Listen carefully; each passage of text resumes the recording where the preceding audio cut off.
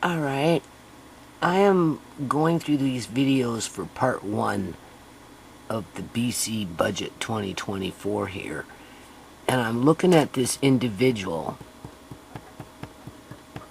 Now mind you, my eyes aren't as good as they used to be, but you know I'm suspicious as to who's who walking around in the halls of the Parliament building in British Columbia, Canada, because you know some of them have been replaced with the original, right? Like the original's been removed and they've been replaced. I'm looking and I'm watching and I'm thinking, you know,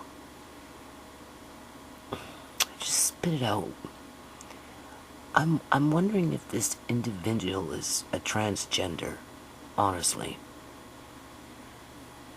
And as I'm looking, you get too close with the film, you start to see lines. I don't necessarily see it in my screen, but when I go to convert the videos over, I see them. But this person looks like Rich Coleman, who's frumpy and chubby, and just looks like Rich Coleman, only in a woman's dress and manner. No.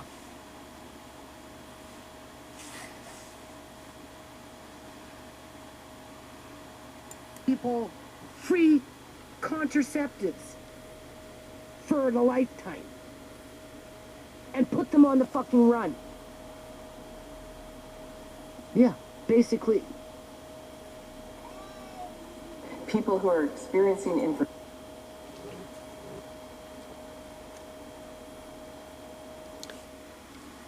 Looks like a man.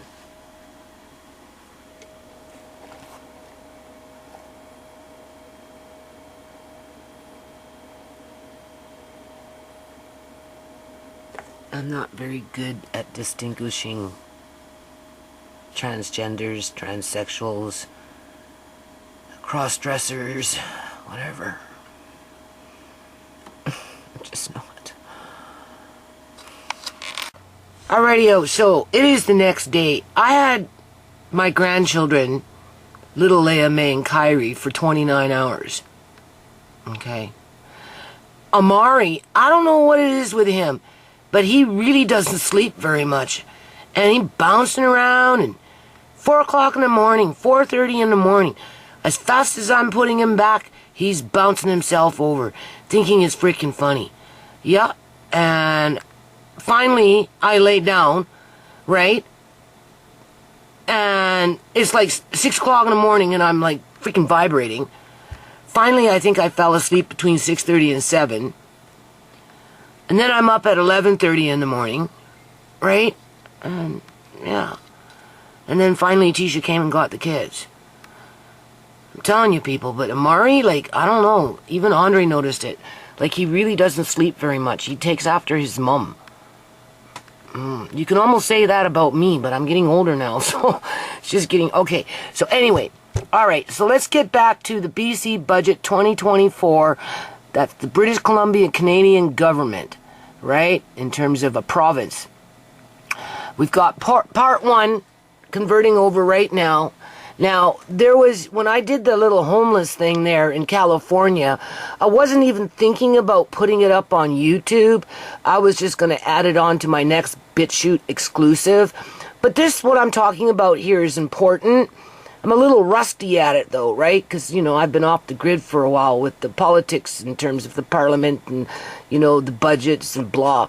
But, you know, when I was doing that homeless commentary there, you know, I said something about inoculations that may or may not get me into trouble with YouTube, and they'll remove the video and quite possibly even fucking try and strike me just to shut me up, saying that I was forewarned and I should have known better.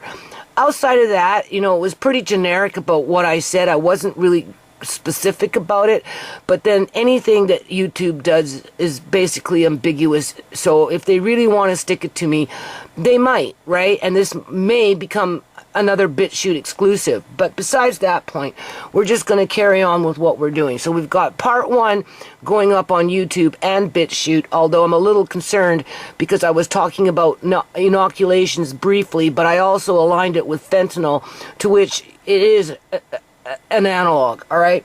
And then to get back up onto the bandwagon, just to clear up a few, I don't want to say misconceptions, but to clear up a few gray areas, right? In terms of, I wasn't too sure in regards to what the poverty threshold was or is for British Columbia, Canada, outside of, if you're on social assistance, you're automatically considered to be impoverished. But I don't know what the cap is for the working poor outside of, the last time I was doing taxes and I, figured out what the threshold, because of Tisha and what her situation with Alex, anything above 33,000 as a family unit in terms of an income would affect the federal BC benefits in terms of losing the full amount, because after 33,000, and that was like a year or two ago, right, back in the day, because I didn't do their taxes for them last year, but I did their taxes 2 years ago, and through that I informed Tisha that because Alex's income was over $33,000 a year, don't expect to get the full benefit from the federal government when it falls under that family allowance, that BC, child tax benefit that's paid out by the federal government. Okay? Now, I do think that the federal government forwards that money to the province, and then the province sends it to the families through either check or direct deposit, and they'll name it the child tax benefit. But but then it comes from Canada, though. It comes from Canada, Revenue Canada. I'd have to double check on that. So besides that point, I just Googled poverty threshold income for BC. Now, it depends on how deep I want to get back into the game here when it comes to crunching numbers and, quite possibly even going as far as pulling up the BC budget in black and white and taking the time to read, where their surplus is coming in, like where their income is coming in from, and what portfolios they're paying out, and blah and blah, and how much is for capital, and how much is being put away for, the public union sector for their workers in terms of their, everyday paychecks, then how much is being put away for their disability pension plans, for the ones that fall off the grid and go on to long-term disability, like Uncle John ended up doing, for the ones that have superannuation life insurance policies, their severance packages, because all that is paid first before capital expenditures, top-offs on welfare, bringing in new programs to subsidize the middle class with their income so that they can afford to rent something that they could quite possibly buy through a new program that the province is bringing in, only they're not calling it BC subsidized housing. They're going to call it something else that's specifically targeting the middle class, to which I did Google, and since we're on that, we'll talk about what that number is. I thought it was higher than 67, okay? So average middle class income, household, 2023, we're not going to get the 24 numbers. Average income for a single person in 2023. Okay, so the average income for a single person, they've got it at $66,232. So if you've got two people, husband and wife or couple or whatever, okay, considering the sign of the times, you can double that as a household income, right? But here it's saying average middle class income household. So I guess we've got one working parent with one parent sitting at home with their kids.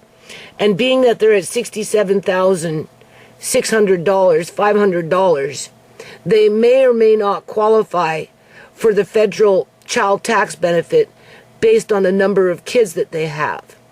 I can't be 100% sure of that because Tisha did her taxes And Tisha and Alex are doing their taxes together now, to which affected Tisha's child tax benefit from the federal government, to where she got $0, was told that she owed money, had to pay back money that they said that they overpaid her, but now they're giving her a little bit of money. But I don't think they're giving her the maximum dollar amount. So how it all works out, I'm not too sure at this point, right? And again, it really depends on how far I want to be able to understand what's going on and study the numbers, study where the money's coming from, because that's basically what it boils down to. So we're either looking at a single person tapping into that middle class subsidy where they can afford their rent at 30% of their income, with the prospect of quite possibly buying themselves whatever it is that they're renting, because the government opened up a new portfolio and have pumped in money into that to help those people get out of being long-term renters and quite possibly becoming homeless due to that fact that there's no affordable rental housing market. Okay? Or you're looking at, well, this was the single person, or you're looking at, a couple double the amount, right? We'll round it off. I'm not in the mood to be doing numbers right now, so we'll just say 70,000 times 2. So we're looking at about 140,000, which puts you up a little higher on the grid of the middle class with that dual income of two people making the same amount. They would still be able to they would still qualify to participate in this program that the government is introducing. And because their income levels are up in $140,000 range between the two as a single household, with a double income of a middle class single person's income, they'd have a better chance of qualifying to be able to purchase whatever it is that they rent. Where the one that's by themselves, not so much. Because don't forget, you have to have a certain amount of income coming in with a history to prove that you've got that income coming in before you will even be qualified to be able to get a mortgage. All right. And everything that's being done through the province of British Columbia, Canada right now is basically targeting the immigrants that are coming in and being propped up by federal, provincial, and municipal subsidies so that they become citizens of Canada and established. Because that's the target group. All right? Where the poor people, the ones at the poverty threshold, I just Googled quickly. I haven't come up with any numbers yet, but I will read this. I don't know when this was printed. Here we go. February 19th of 2023. The BC Poverty Reduction Coalition has pointed out the poverty line, it's hard for me to read, people, because of my eyes, for a family of 4 is $40,000. So that's the income, okay? So if you got 4 people and 2 kids, two adults, and you're at $40,000 as an income, you're considered impoverished, right? Meaning that many families living below the poverty line will not qualify for the full benefit amounts. I don't know what that means, other than what I said about Tisha. When I started doing Tisha's taxes, I pointed out to Tisha, because Alex makes more than, and at that time it was 33,000 or 36,000. That was the cap off. Okay? At that time, we'll just round it off at 36. We'll just give it for the benefit of the doubt. Alex was making more than $36,000 a year as income, so therefore she was going to lose money on her federal baby bonus, right? So instead of receiving $12,000 a month, instead of receiving $1,200 a month, it was $600 and a bit per child from the federal government as the child tax benefit, right?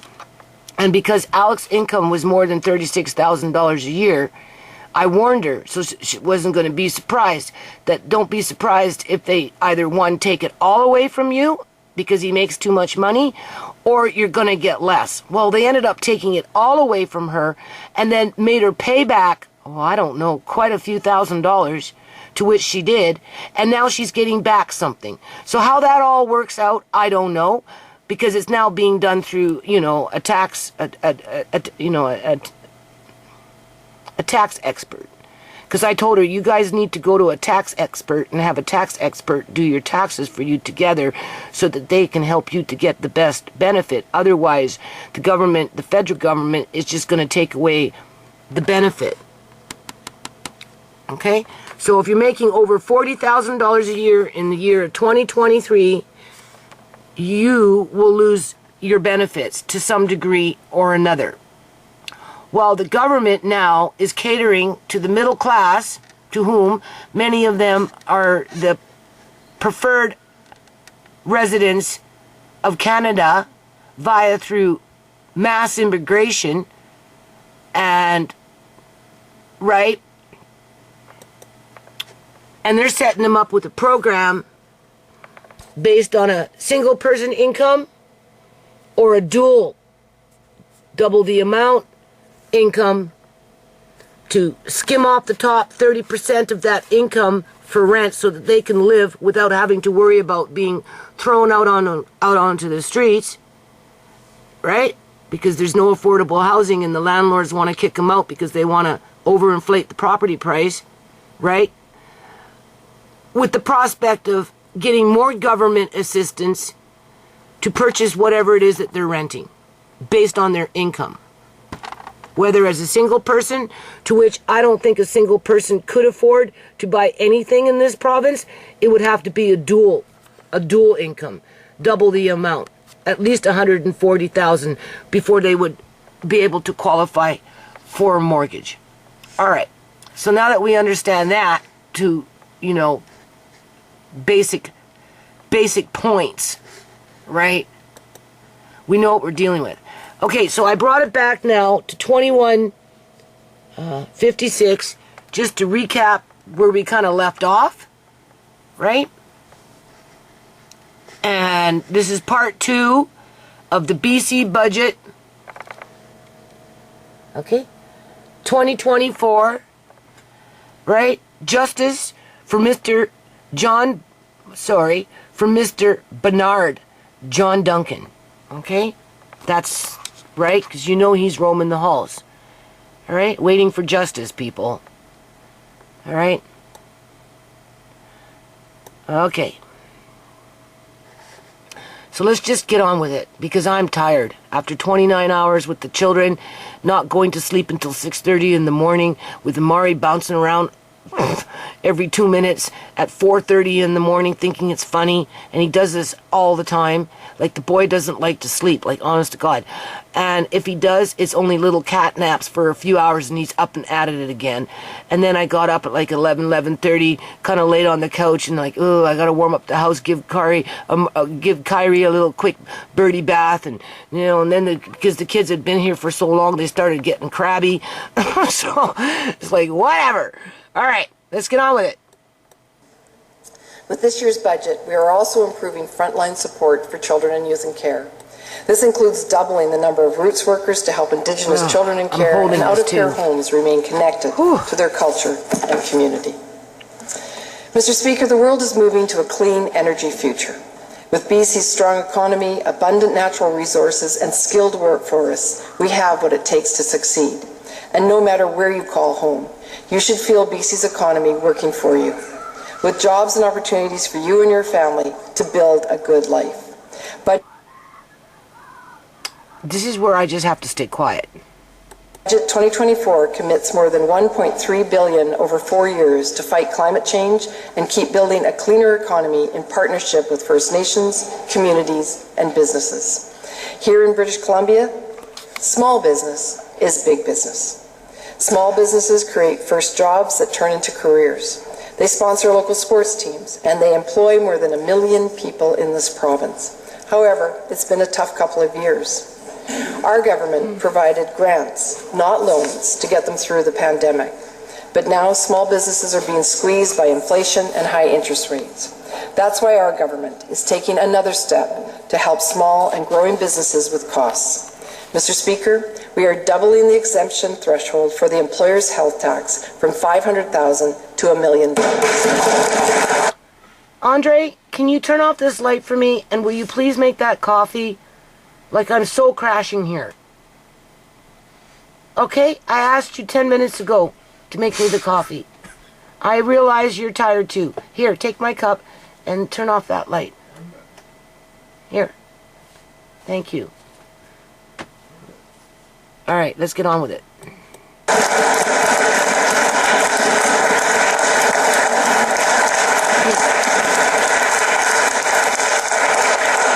Effective immediately, about 90% of businesses will be exempt from the tax. We've been hearing from business leaders that these savings will help to recruit and retain talent. To support these plans, Budget 2024 continues to invest $228 million over 3 years in the Future Ready Action Plan. It's our government's plan to close the skills gap employers are facing and help people get the training they need to land a well-paying job. For example, we are creating 3,000 new tech seats at Post-Secondary Institute in areas like data science, life science, and agri-tech. In our province, we have a talented and growing workforce along with an abundance of resources. There are natural strengths, and they are creating good jobs and opportunities around BC. In Maple Ridge, hundreds of people will be working at the new E1 Molly battery facility. E1 Molly battery facility. What are the batteries for? Right? Because you know they're on that, got to be careful because this is going up on YouTube. What is that called? Climate change agenda? Right? Where they're trying to make it so that people don't have gas lawnmowers, gas leaf blowers, gas vehicles, gas stoves, right? They're in Quebec, someplace out that way.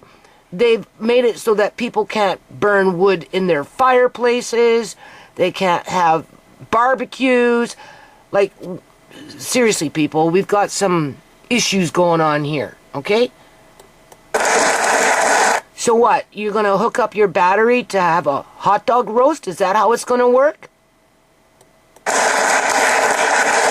As our natural gas is being shipped off to freaking China after it was harvested by a bunch of immigrant workers up in the interior, because you know that's what's happening. A capital investment of $36 billion in BC's electrical grid will generate work for over 10,000 people a year in the next decade. And a new mass timber facility in Williams Lake is just one of many new manufacturing projects that will offer good, secure jobs. What was that? Manufacturing what? Because this is where our revenue is coming in. But last year in 2023, they mentioned that they weren't going to have a surplus for 2024 because any surplus that they had in 2023 to justify their spending, whatever they were spending on at that time, right, came from the stack and pack buildings that were being built out here like a deck of cards. Oh, and I also forgot to mention, so they like to build the stack and pack buildings with the playgrounds at the top, with the leaky basements and the plastic pipes, right, which will end up becoming the next generation of slums because they're going to get infested with bed bugs, cockroaches, cupboard bugs, and mice, right? As the landlords are overinflating those prices, assuming that those buildings don't sit empty and are there just for show. And then they like the monster homes because they cater to the multifamily ethnic minority culture, whether it's the Muslims, the Chinese, or the people from India, whether Hindu or Punjabi. They can live in their monster homes as a whole family unit, But when it comes to other families that are basically targeted through either economics or race specific, as in the elderly being targeted as they go into the healthcare system and then not allowed to go home because the property that they own, their houses, other people want to purchase them to develop.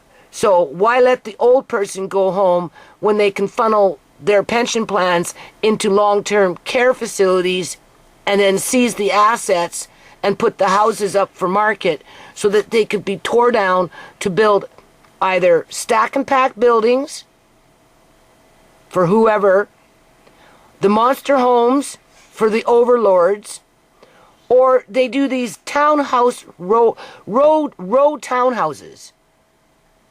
Right? They're right? And so there's 3 types of buildings being built out here for 3 types of income levels. And even then, the ones below 40,000 will be lucky to get anything that's being built. That's why they're ending up out on the street, dead in their homes, or they just simply disappear. Yeah.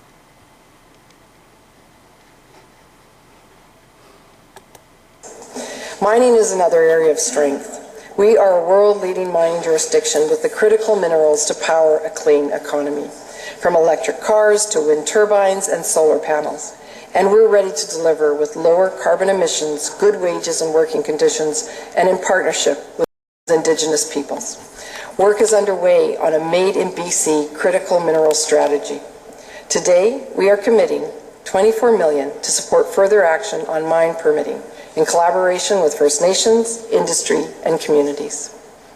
Mr. Speaker, people understand that a growing clean economy is good for people and it's good for business. That's why Budget 2024 continues to support Clean BC, our continent-leading climate action plan, with $318 million over the next 3 years. We're making the cleaner choice, the more affordable choice.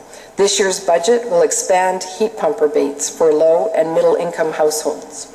New funding will grow the public EV charging network and help communities build more active transportation options like walking and biking paths. Additionally, we are continuing to fight climate change as they are working on their smart cities. That's what these stack and pack things are about. This is what these monsters homes and their gated communities are about. Same thing with these row townhouses, right? By putting Same thing with the modules for the poorest of the poor. You know, the FEMA camp modules, that's where they get them from the States, right? They're like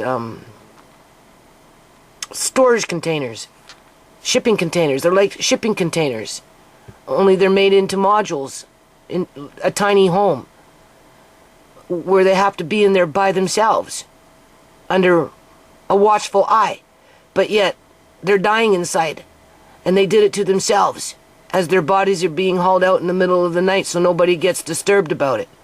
Price on pollution. And then, of course, the government purports that they should have got help. They were closet addicts sitting in their tiny module on a suicide mission, if it wasn't an accident. And there's your money with the byproduct of that death being funneled back into the underground economy. And when the price increases, every dollar of that increase will go back to the people through the Climate Action Tax Credit. Individuals will receive as much as $504 and a family of 4 up to over $1,000 through the tax credit. This will provide a meaningful boost for individuals, families, and seniors. But at what cost? I'm sorry, you can't drive to work. Your gas guzzler has been outlawed.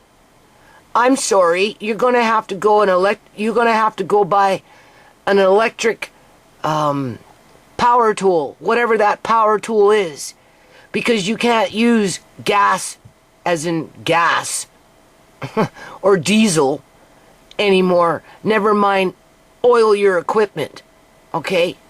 So throw away all your gas power tools and go and invest into lithium battery operated power tools in order to be able to qualify for any credits, assuming that you don't get penalized for not following the rules. That's what's coming. It's already starting in other states in the United States, as well in the eastern part of Canada.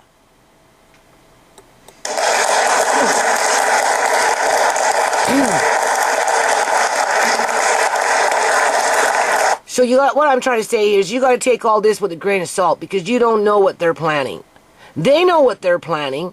They know that whatever they're doing when the BC Liberal government comes in to clean the fudge numbers and the mistakes that the NDP brought in, it's already pre-planned to take out whatever sector that they want to take out after they've somewhat created it, getting people to think that they were moving ahead in life because they made the investment as a business or whatever, and then in 5, 7, 8 years from now, the rules will change under a new government. In this case, it would be the BC Liberal provincial government, where whatever the investments were, they're going to end up losing hundreds of thousands of dollars of those investments to rewrite history, just in order to be able to keep their businesses. We've been there, done that. So I'm very suspicious about what they're leading up to, knowing that the BC Liberal government is just a matter of time before they come in and rewrite the script.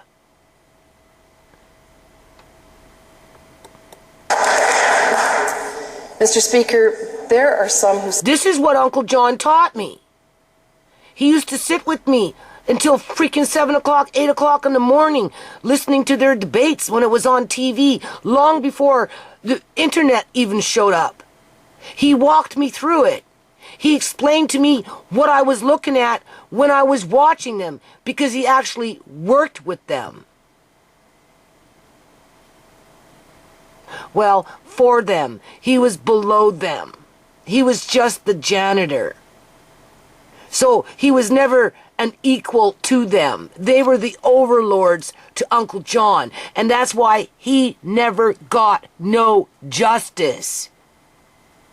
Well, maybe Mr. Ralston should go see if they fudged the books with Uncle John's superannuation and learn that perhaps his money that should not have been paid out was actually paid out to Eleanor Gilding because she knew somebody in the finance department that rigged the books and committed fraud against the government. And that might piss him off enough to go get fucking justice, restitution, make a wrong right for the government, because you know they're not going to do it for Uncle John or anyone like him, because he is and was just the tip of the iceberg. When it comes to, well, we want that property over there. We don't care about the house. We just want the property. And we want the property next to it, and the other one to the next to it, and then another one. We want the whole fucking half a block, because we're going to tear them all down at one time, kick everybody out. It doesn't matter. And if we can't kick them out, we're going to lock them up in old folks' homes so they lose their house anyway. Some of the kids will get the money. Some of the money will go into the Adult Guardianship fucking Act through the, guardian trustee and whatever, and it will go into lockdown, and the lawyers will be fighting over it in probate. As the old person is being ignored in a care home because, you know, the orders come where you can't go visit your loved one because all of a sudden we're in a new pandemic. And along comes the BC Liberal government, kicks the NDP off to the curb and changes the rules. And all those people that invested in whatever the BC Liberal the New Democrat Party is trying to create here, many of them will fall off the grid and start hanging off the freaking mountain. It's a cycle. It's called manufactured poverty. Maybe I didn't start a business, but that's what the nonprofit taught me.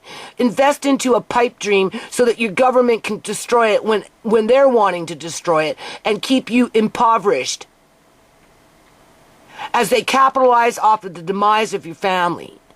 There's not much left of my family. They're just going to move on to other families, people, as they replace the numbers with the immigrant population to make it look like my family and families like mine haven't died off because there's so many people around, only they're all brown now. You'll be lucky to find a white person or a black person or maybe even a native person, because only specific groups of individuals through ethnicity are being targeted. This shit boils my blood. That's why I don't do this stuff no more. Say the cost of but it's important. Action on climate change is too great. I'd say look at the record wildfires, floods, and droughts we've experienced in the past few years. Think back to that night in November of 2021 when the Sumas River breached its banks. A local man named Chris and 3 of his friends grabbed their gear and got to work reinforcing the Barrowtown pump station. They were soon joined by neighbors. Okay, I'm not sure where that river is outside of, on the border of Canada and the United States of America. There is some river that has been neglected for years and years and years and years and years and years with, what are those, like, remember in New Orleans when they're breached, what breached? Something breached. They're, I don't know what the name of it is right now because I'm kind of livid here. There's a specific name that they build something to hold back the water. And in New Orleans, it breached, and then that's because of Katrina, and it flooded New Orleans, and so many people were displaced. Well, that's what happened with this river that I'm thinking she's naming between the United States border and the Canadian border, where the politicians on both sides of the border neglected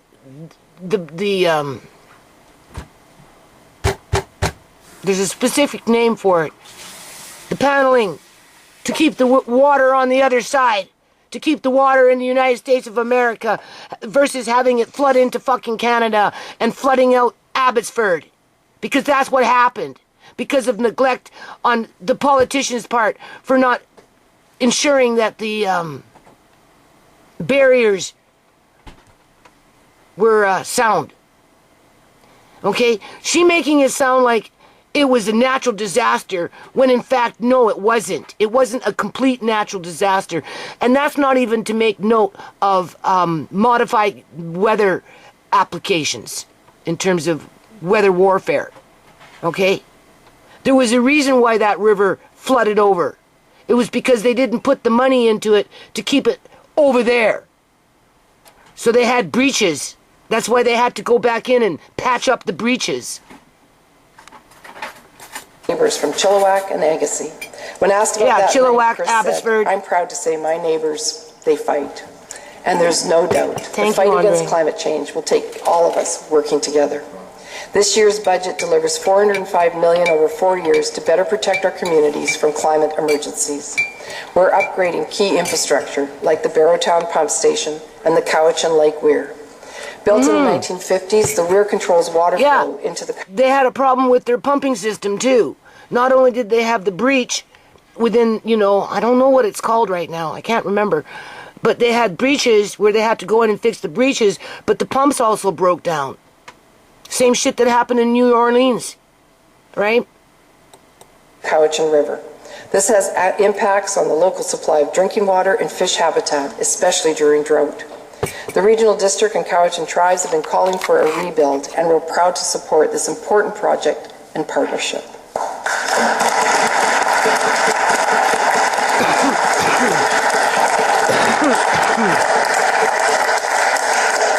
We are also committing more funding to the Agricultural Water Infrastructure Program. This will help farmers and communities better manage, collect, and store water over the long term and during times of drought. There are many lessons to be learned from last year's devastating wildfire season. A key one being that emergency response is year-round work. When we're not fighting fires, we need to clear our forests of fuel. A total of $60 million in new funding for the Forest Enhancement Society of BC will help with that and more. Okay. So they keep my son employed. He's a tree cutter, right? No problem. Lots of jobs for you. New Democrat Party made sure of that. But I'm sorry, Mr. Chorney, you can't drive your truck to work no more. It's a gas guzzler. You need to replace it with a battery-operated freaking vehicle at your expense, to which you're looking at, what, $40,000 up to $80,000 for a vehicle run on a battery? Yeah, okay. Okay, as if my son doesn't have enough troubles. Additionally, we are providing more year-round wildfire response resources, including more fire crew leaders and frontline staff. More than 1,000 people and have don't applied forget, for BC Wildfire. your saw, your gas guzzler saw has been banned. It took us a few years to get there. We're just following Quebec, right? You know, and so don't be surprised. You knew it was coming. So whatever you got going with your, your saws, you have to replace those too. So not only do you have to replace your gas guzzling truck, but you have to go off and spend thousands and thousands of dollars on lithium battery operated saws in order to conform with whatever climate change thing that they're slowly but surely implementing, so that you can get a credit, maybe. Yeah, okay. Yeah. Can you see me doing this all the time? Taking notes, looking up the actual numbers and crunching them, blowing their fudged books out of water? Oh my God. Oh my God. How many videos would they start taking down if I got good at this shit? I'd like to know. Wildfire service is part of the latest recruitment. To those who are gearing up for the next wildfire season, perhaps for the first time, thank you. And thank you to the First Nations, local governments, and community leaders for your partnership. Mr. Speaker, I'm just wondering, now that my next Google search is going to be, what kind of job in British Columbia, Canada, produces $68,000 a year where you're considered to be middle class as a single person? Because you know it's not the Walmart workers, right? Is it the receptionist at the dentist office? Maybe, eh? Maybe. Being a receptionist in a dentist's office, making $70,000 a year, puts you in a category of being middle class, but nothing near close to what you need in order to buy a house for yourself. Never mind a stack and pack condo at $3,000 a month in mortgage, not to mention what they're going to try and charge for renting something like that out. Right? For a box with plastic pipes, leaky basement, foundation shifting. Our promise is stronger when there are good jobs, services, and opportunities to be found in rural British Columbia. This is reflected in our government's rural strategy with measures to deliver on the real ground results. We are building homes and hospitals all around BC. Yeah, for immigrants. That's what they're doing. Okay? We are helping with costs when people need travel for cancer care. We are supporting Made in BC manufacturing to get more local jobs from every tree harvested. And we are connecting all residents to high-speed... Last time I was aware of, they were taking raw logs and shipping them to China. She said harvested. So they're cutting them down, and they're loading them up onto shipping containers, and they're shipping them off to freaking China. In the old days, before the BC Liberal government got in, there used to be mills in the interior where any trees that were harvested were processed in British Columbia, Canada, and then after the boards were made or whatever, then they were dispersed to wherever they needed to go. But the BC Liberal government came in and shut down a large majority, if not all, of the local mills within the province, so that they cut a deal with China and took those raw logs and loaded them up on a boat and forwarded them to fucking China. Just like they do with the wheat out here, people. And the natural liquid gas. So, she said harvested. She didn't say process. She said harvested. So they're going to hire a whole bunch of people to cut down a whole bunch of fucking trees so that they can sell them off to China as they move in a whole bunch of immigrants to build a whole bunch of housing that only immigrants can afford because they're the ones that are the preferential citizen. Speed internet by 2027. The impact is big for people, businesses, and communities. A study by BC Stats predicts a $432 million boost to GDP over 20 years because of our government's work to connect rural communities. Not until the BC Liberal government comes in 7 years from now, whatever these guys are trying to do, they're putting out a 20-year projection. BC Liberal government is going to say, cut! Oh no, we're going to change this and do this, and whatever that projection was is going to be a whole lot of broken freaking dreams with a whole bunch of investment down the drain. As the BC Liberal government is going to accuse the NDP of spending money that they didn't have and couldn't balance the budget. And that's why the BC Liberal government has to do what they're doing, because they got to balance the budget by any means necessary, even if it means destroying poor people's lives, the working poor people's lives, and a few, I guess you could say, middle class lives, because as soon as it trickles up to the middle class, that's when you start hearing about, oh, the middle class is being taken out by the government. You know, they're squeezing out the middle class, right? You can't have that happen. It's an uproar. All of a sudden, the public union sector is stepping up to the plate and having their freaking protests up by the art gallery. Occupy Wall Street. What do you think that was about? That was a staged event, people. Occupy Vancouver. Yeah. Along the coast alone. Mr. Speaker, this year's budget will help keep people and goods moving. And then along comes Christy Clark with her AAA BC credit rating. You go, girl! Smacking her lips. Through rural parts of our province.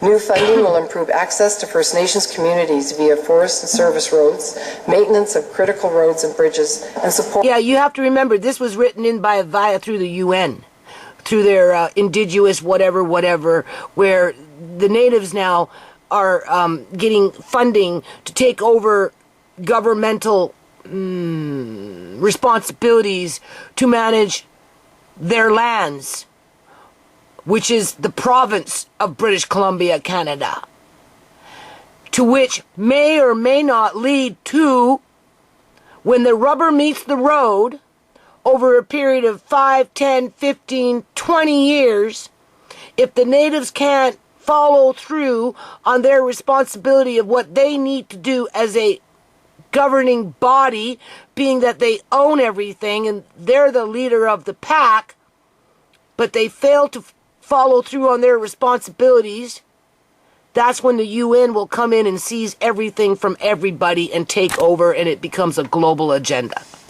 That's already been warned in terms of it could happen, and these things that they're building in with the Accord and the frameworks and all these other little things that I point out to you, they're just the stepping stones to build in the ultimate agenda, where, yeah, lead the people down the garden path, get them to a certain point, and once they get to that point, they can't go any further, they can't go around, they can't go under, they can't go over, and then all of a sudden the rug is pulled out from underneath their feet, and they're basically left with nothing. Okay? So, 20 years. It might take, I won't see it, I probably won't be here to see it. Right? You got people out here in British Columbia, Canada, selling off their properties to get the hell out of frickin' British Columbia, Canada, and moving to frickin' Mexico so that they don't lose their shit, being based on what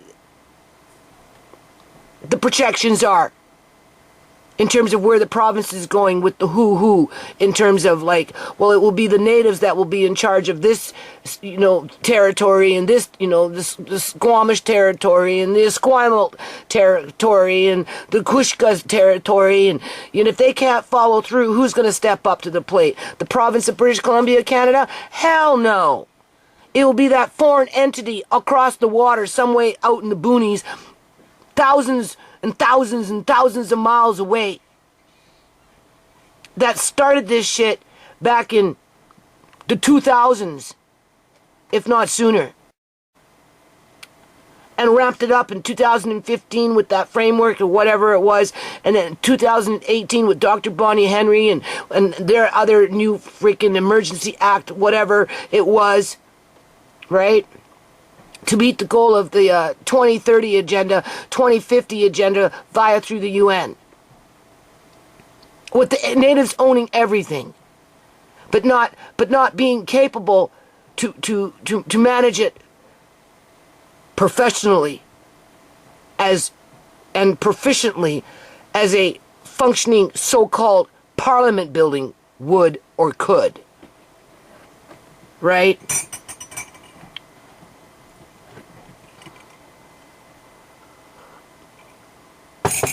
In a parliament building, you've got the NDP, New Democrat Party, the BC Liberals, which has nothing to do with the BC federal liberal government, strictly provincial.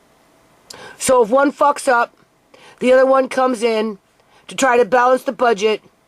After everybody's fed up with them, they bring in the New Democrat Party back to fix what the BC Liberal government ruined. They do this back and forth every 10, 15, 20 years. And it goes like that from year after year after year after year, right? So nothing really ever changes. But if all the balls are in one court sitting with the natives, and if it should all come crashing down, there is no other party to come in and take it over. Because the government by that point will be almost nil and void, right? So of course they have to put money into the native programs, because it's the natives that are going to be taking over the highways. It's the natives that's going to be taking over this and taking over that and managing this and managing that, because it's their land via through what somebody else has to say, through some organization that is really not connected to Canada outside of politicians. For inland ferry service. That's the way I interpret it, people. Passengers on BC Transit will notice more zero-emission buses and benefit from 350. And if I'm not explaining that clearly enough, it's only because I'm on fucking YouTube. I'm sorry, boo-boo YouTube. Because if you say too much and you get too close to home and they start to feel uncomfortable, they feel threatened, and then they come after you and they try and silence you one way or another. So I have to be careful how I say it, what I say, when I'm talking about this stuff, never mind other stuff, because you never know. But yeah, that's the direction. Seriously, people are selling their properties in British Columbia, Canada, to get the hell out of freaking Canada, to get away from what our government is planning for the future for those homeowners that currently own property in BC right now and are afraid of losing their assets because of what corrupt politicians are planning for them when the rubber finally meets the road, where anybody can come in and say, what is that called? When they take the property away from the homeowner under, can't think of the name. You know, when a city says you can't have that property no more because we're putting in a highway, we're taking it over regardless whether you want to sell or not. We're paying you this, get the fuck out. You don't have a choice. And then they take the house and they tore it down and they build the highway. It's the same damn shit. And that's why people are leaving Canada to go to Mexico. Yeah. And if they haven't left, they're planning.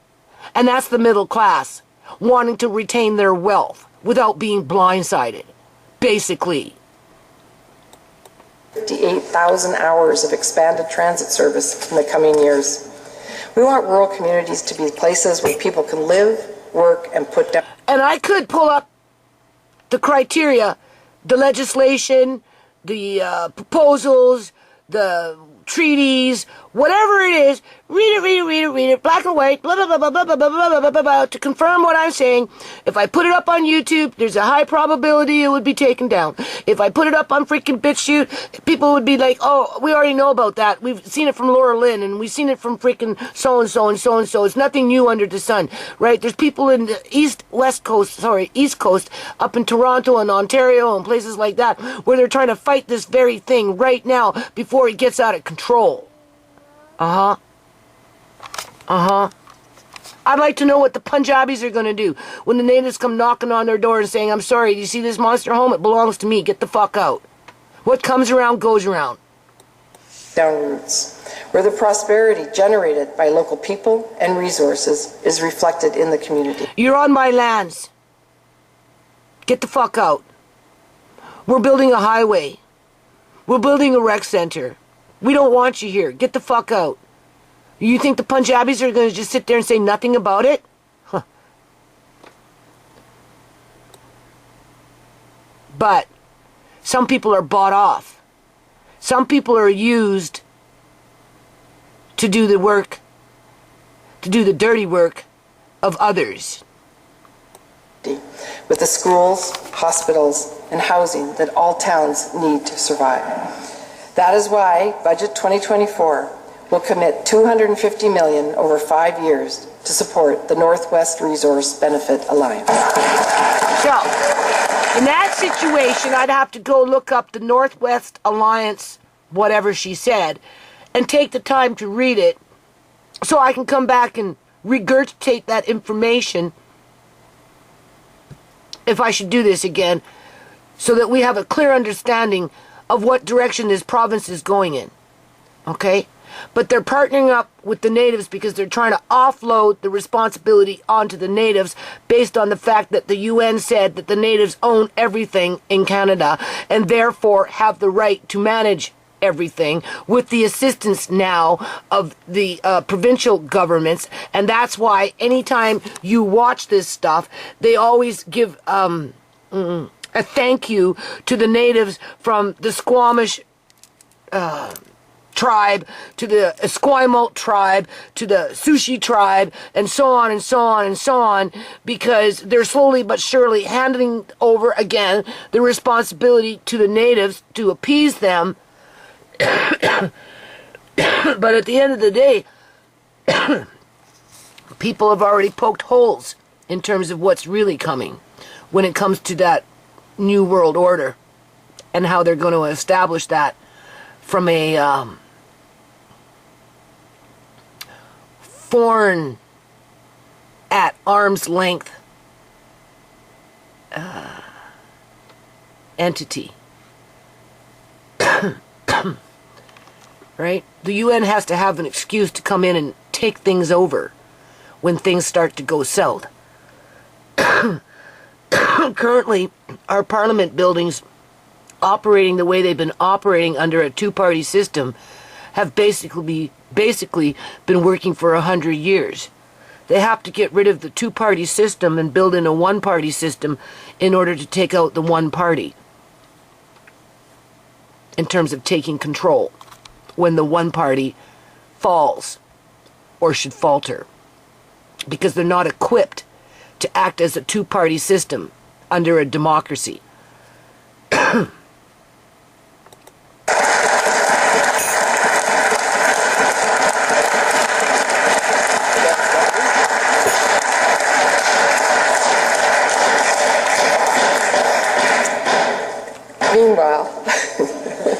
Meanwhile, work is underway on projects funded through the $1 billion Growing Community Funds. Grants went to all 188 municipalities and regional districts to help respond to local needs, like building a new fire hall in Crofton, a new transit exchange to keep people moving in the Fraser Valley, and building more housing in the Bulkley-Nechako region. We'll keep working with the Union of BC Municipalities and community leaders on infrastructure to support healthy villages, towns, and cities. Additionally, progress continues with the federal government on a national Indigenous loan guarantee program. We are establishing new provincial tools, including provincial equity loan guarantees, to support this ongoing work. If First Nations need to borrow funds to purchase an equity interest in a project, our government will provide guarantees to the lenders on those loans. We want to see this program grow over time to support the unique priorities of First Nations communities, from major electrification projects to community greenhouses. Ultimately, this is one more way that our government is building a better, more equitable future. One where First Nations share the benefits of major projects that serve their communities in their territories and on their terms. Okay, keep in mind that the province of British Columbia, Canada, is their territory. Period. Point blank. Okay? We're not talking little isolated villages sitting up in the Kootenays, right? In the bush, way up high in the interior, where it gets like real cold among a whole bunch of trees. We're talking about the whole province here.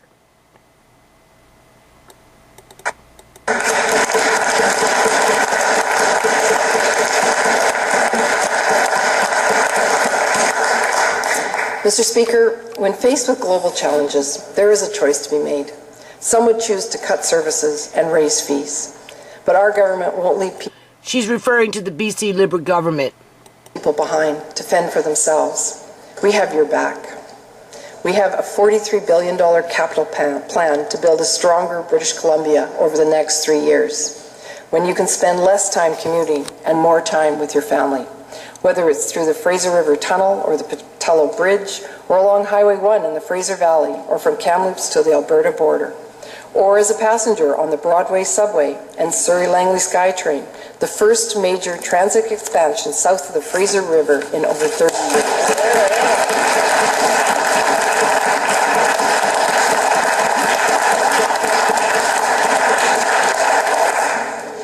We're building a stronger BC where you can get the health care you need close to home.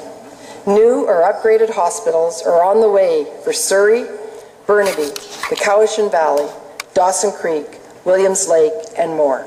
I'm pleased to say that a brand new Mills Memorial Hospital in Terrace will be open to patients later this year. And we're building a stronger BC where you can get the skills to succeed in today's economy, whether it's studying skilled trade. 2 years ago, a year and a half ago, they were shutting down emergency wards in the interior. Okay? Now they're building hospitals. All right. At BCIT's Future Trades and Technology Campus, or early childhood education at North Island College's new center opening next year. Together, we can get through today's challenges and build a brighter future, where you can afford a decent home and still get ahead. Who? Where your family can... Who is she talking to? Those ones that are making $70,000 a year and more? Clearly, only those people can afford it. And a large majority of them will end up being subsidized with some program that the government's bringing in where they only have to pay 30% of that $70,000 towards rent with the prospect of buying, assuming that they're a two-parent family with two incomes at $70,000 each, where they're bringing in $140,000, where they can qualify for a mortgage. And this is why my son gets mad at me, because he seems to think that I'm the one that created this fucking problem with the no affordable housing, and therefore he's mad, right? It's all my fault, my generation. Yeah, okay. Yeah. No, I'm more like a victim to it, people. Manufactured poverty.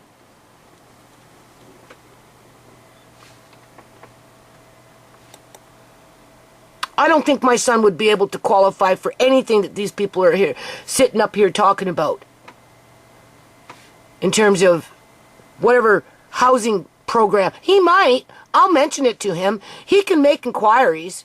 It would be good for him to tap into something like that. But he's not the preferred citizen. You see, that's the thing. Count on good schools and health care, where opportunities you only dreamed of are within reach for your children and grandchildren. These are the hopes that my family and I share around the dinner table, and Budget 24 will help to bring this future in reach for everyone who calls BC. Where are we on this? Okay, we're at the halfway mark now. We're at 34:11.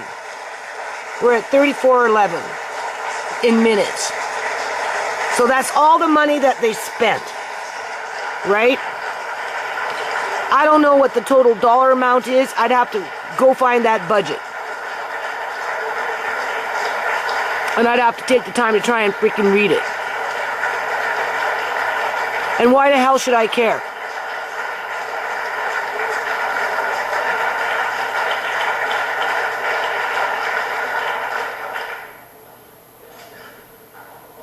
All right.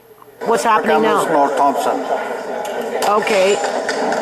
Is this a debate? Thank you, Mr. Speaker. North Thompson. It's my honor to rise on behalf of the official opposition in response to what is likely the NDP's last provincial... Okay, debate. Debate on the budget. Like the good old days. Here we go, Uncle John. You ready for the debate? Grab your coffee. Hell, one morning, 6 o'clock in the morning, we were sitting there drinking Zambuca, listening to them on the TV in a debate.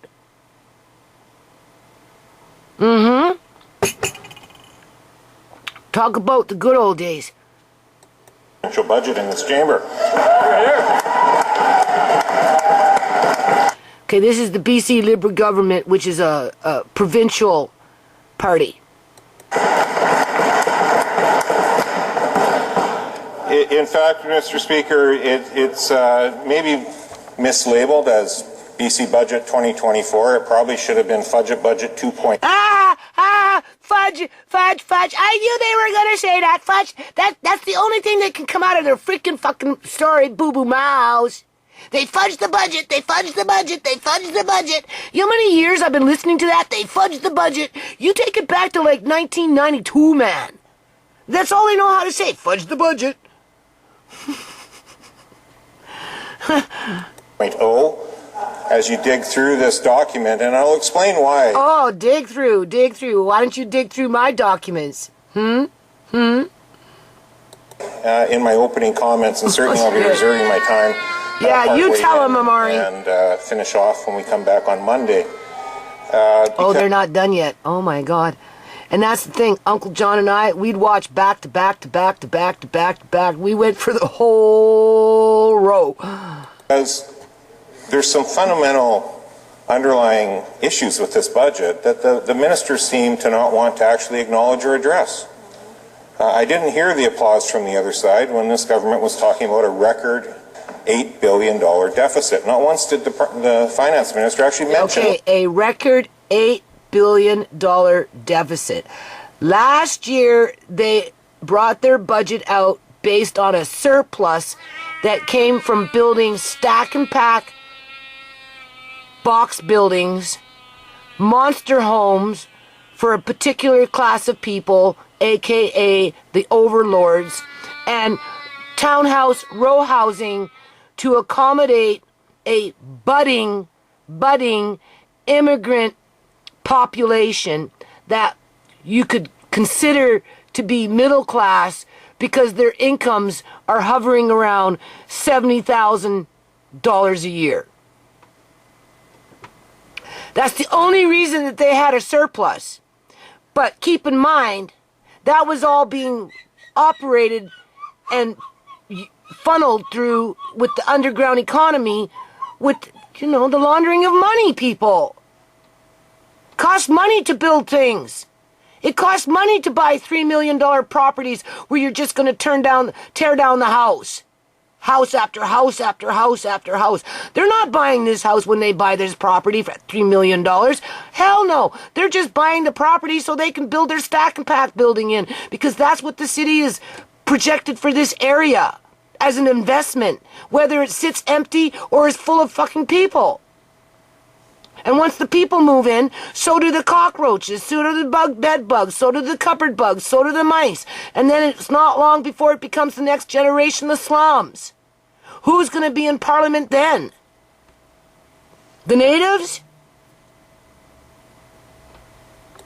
The fact that there's a record deficit. And it's important that we note that.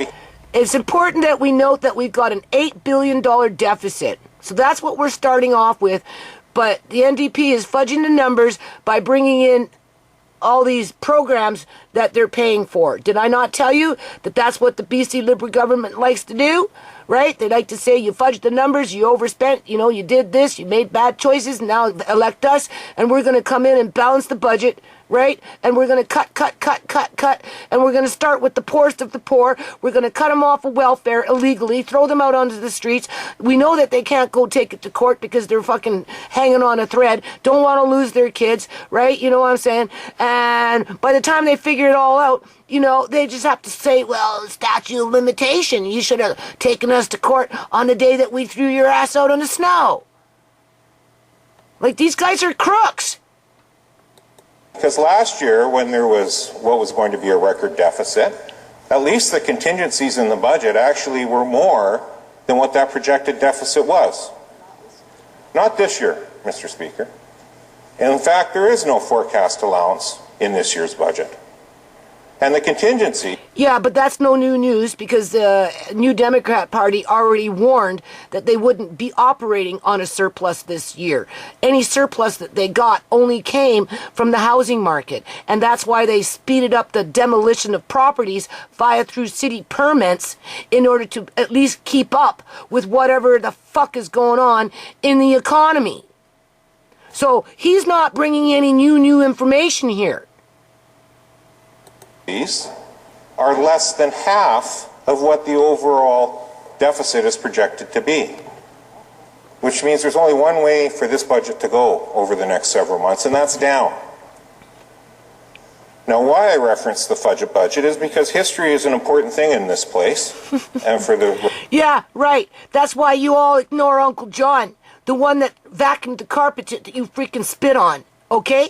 For as much respect that you have for the public union sector. Your employees.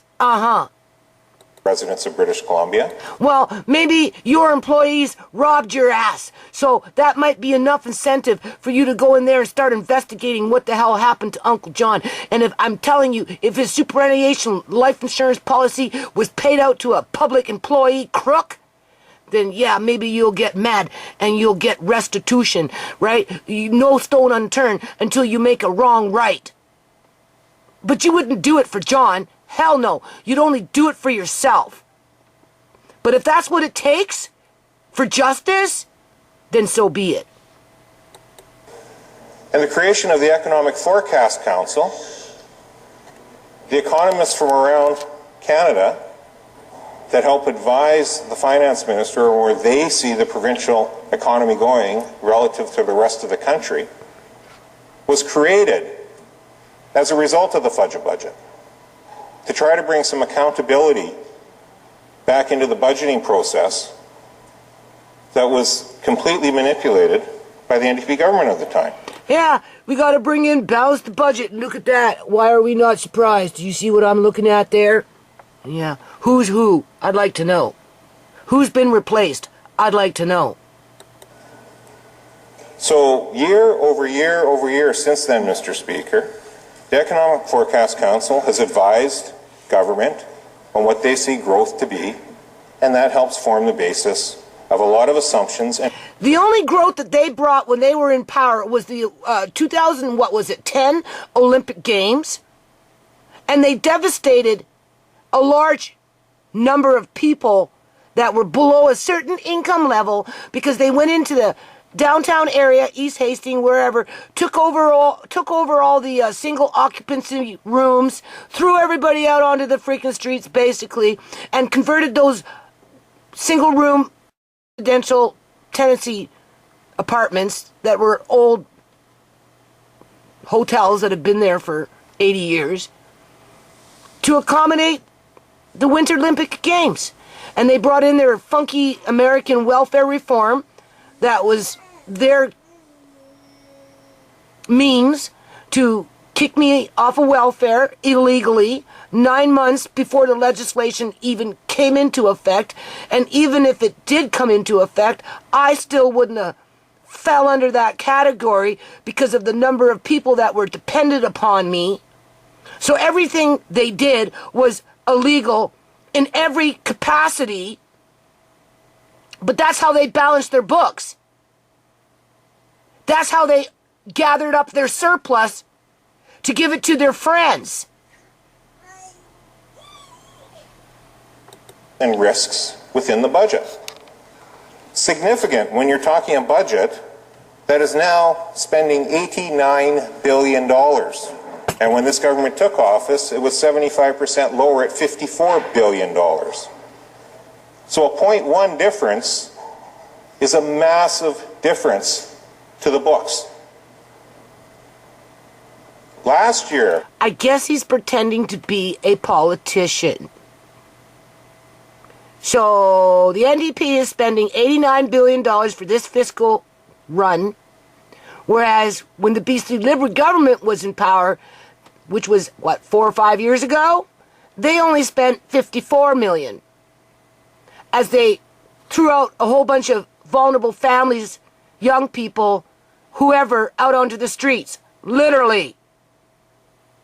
So much so that the social service department that handed out the welfare checks ended up taking the BC Liberal government to court, people, to have the welfare reform legislation rescinded because it was illegal what the BC Liberal government was doing to poor people and those working at just at or slightly above the poverty level. And they won. So whatever welfare reform program that they brought in was removed because it was illegal what they did. As my government to this day ignores what they did to my family with their illegal activity.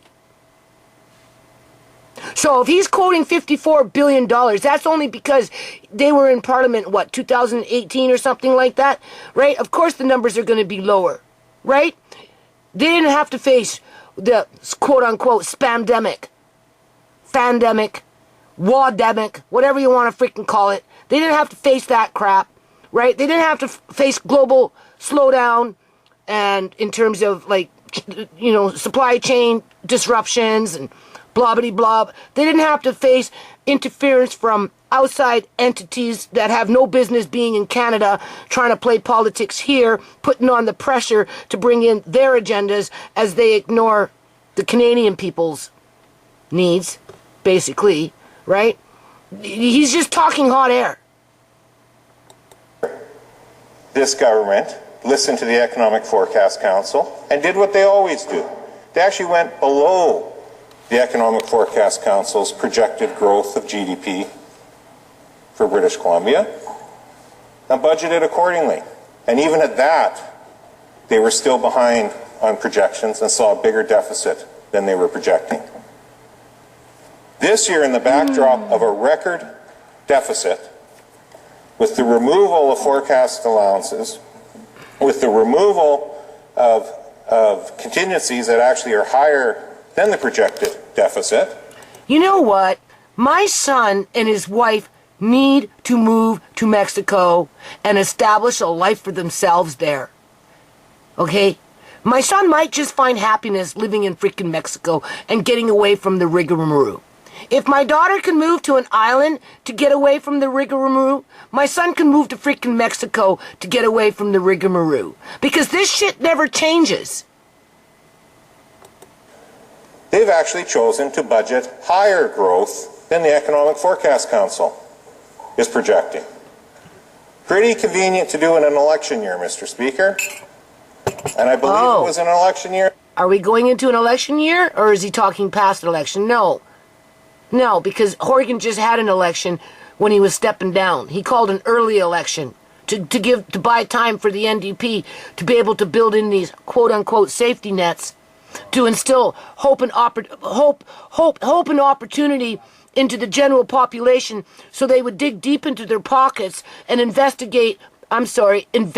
so that the general population would let down their guard and start digging into their pockets to invest into either opening up small businesses based on what the NDP was building in, believing the old okie dokie, or suckers like me investing into non-profits thinking that people like me are thinking that we have an opportunity to, be a part of the solution. We're not allowed to start businesses because, we're on that manufactured poverty bandwagon where if, we get cut off of welfare if we start a company, so we don't really have a choice. So we start a non-profit thinking, we'll be able to accomplish something in life that way. But it's no different whether it's a non-profit or a business. The point is, they're just roping you into digging into your pocket, thinking that you're going to get somewhere with whatever it is that you're doing. But only some people get the green light to be successful, while many people falter. They falter at the hands of the government that chooses who wins and who has to pay to lose. That was the last budget that we saw in this chamber. British Columbians deserve full transparency from this government when it comes to what they are doing. The minister talks about some programs, and I'll touch on them in my comments, and she at least acknowledges that they're for 1 year. So while the government this year is going to reach into taxpayers' pockets, they're their left pocket for an extra $4 billion, and they'll stuff a couple $100 million back in it, in the right-hand pocket. Next year, they're digging into both pockets again, because they're one-year programs. Well, your government just throws vulnerable people, little children with old blind men, out onto the streets in the middle of freaking winter, literally. We're talking December, January, okay? With a fudged budget that came from the United States of America, which wasn't even freaking legal, not to mention it wasn't even in effect. And then you had your employees, your public sector union workers go back and fudge the numbers in my welfare file to write it down that I chose to go off of welfare on my own to cover your own asses. And then when I take it to court, you're still trying to cover your ass by saying that the statute of limitation is up based on your authority.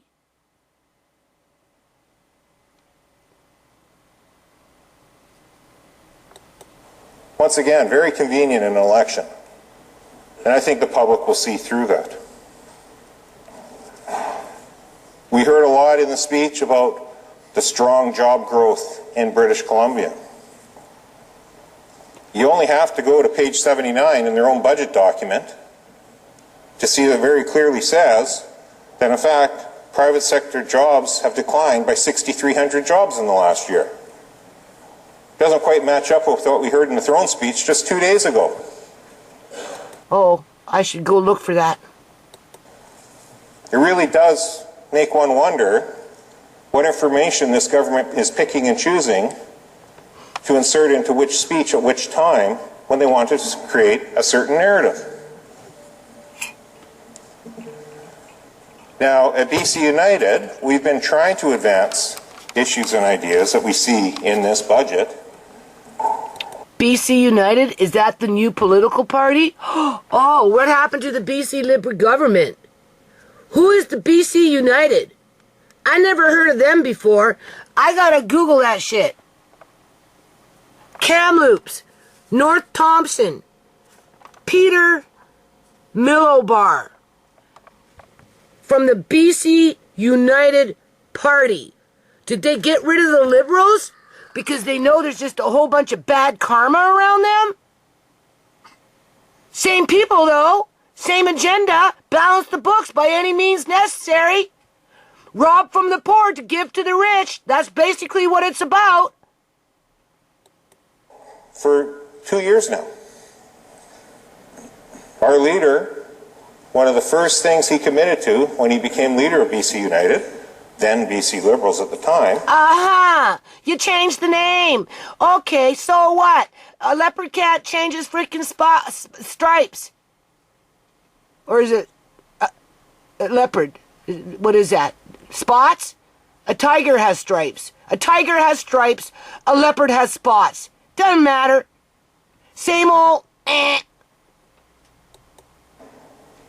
Was IVF. I guess you changed the name for all the new immigrants that coming into freaking Canada. Right? You did it for them. You didn't do it for us. You did it for yourself to hide your history. That's why. So 3 budgets later, we see IVF finally appear. And we fully support that it's there. We think that's great. We've asked for it for Okay, I don't know what IVF is. 22 months now. But in typical NDP fashion, it's going to get mired over the next year in a think tank. Now, the NDP government is not inventing IVF. They're simply funding it. It's a program that exists right now. People are accessing this now. People are taking out second mortgages and trying to figure out how to get lines of credit to access IVF now, as they have for the last 22 months. So in the backdrop of $32 billion of healthcare spending in this year's budget, would it really have been that hard for the government to have found the $34 million to fund IVF immediately and give a billing number to the doctors so people could actually get that treatment now? We've done it. instead of waiting till after the next election to start it in 2025? We really need to go through a bureaucratic red tape exercise? Okay, I'm going to go Google. Just hold on a minute. I'm going to Google what the hell is IVF? And here's another thing. I might have to go into part 3 because we're only 41 minutes and 47 seconds into the video here. And of course, I got to keep talking, right? So I'm going to be dragging this out for another hour. And I'm going to have to take what's on this camera like ASAP, put it onto this computer and start fresh. Otherwise, it's just going to blink out on us because my hard disk drive, their little thing, is going to fill up and there won't be no space on it, right? But let's just Google and see what IVF means. What the hell is IVF? I'll put IVF BC. IVF BC. Let's see. IVF BC. I don't know. As if I can see. I can't see shit. Oh my lord. I can't see nothing. Oh. Is that an I? Yeah. V.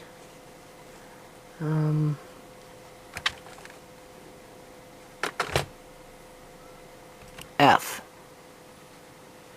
And then I'll put BC. Here we go. IVF BC. What is IVF?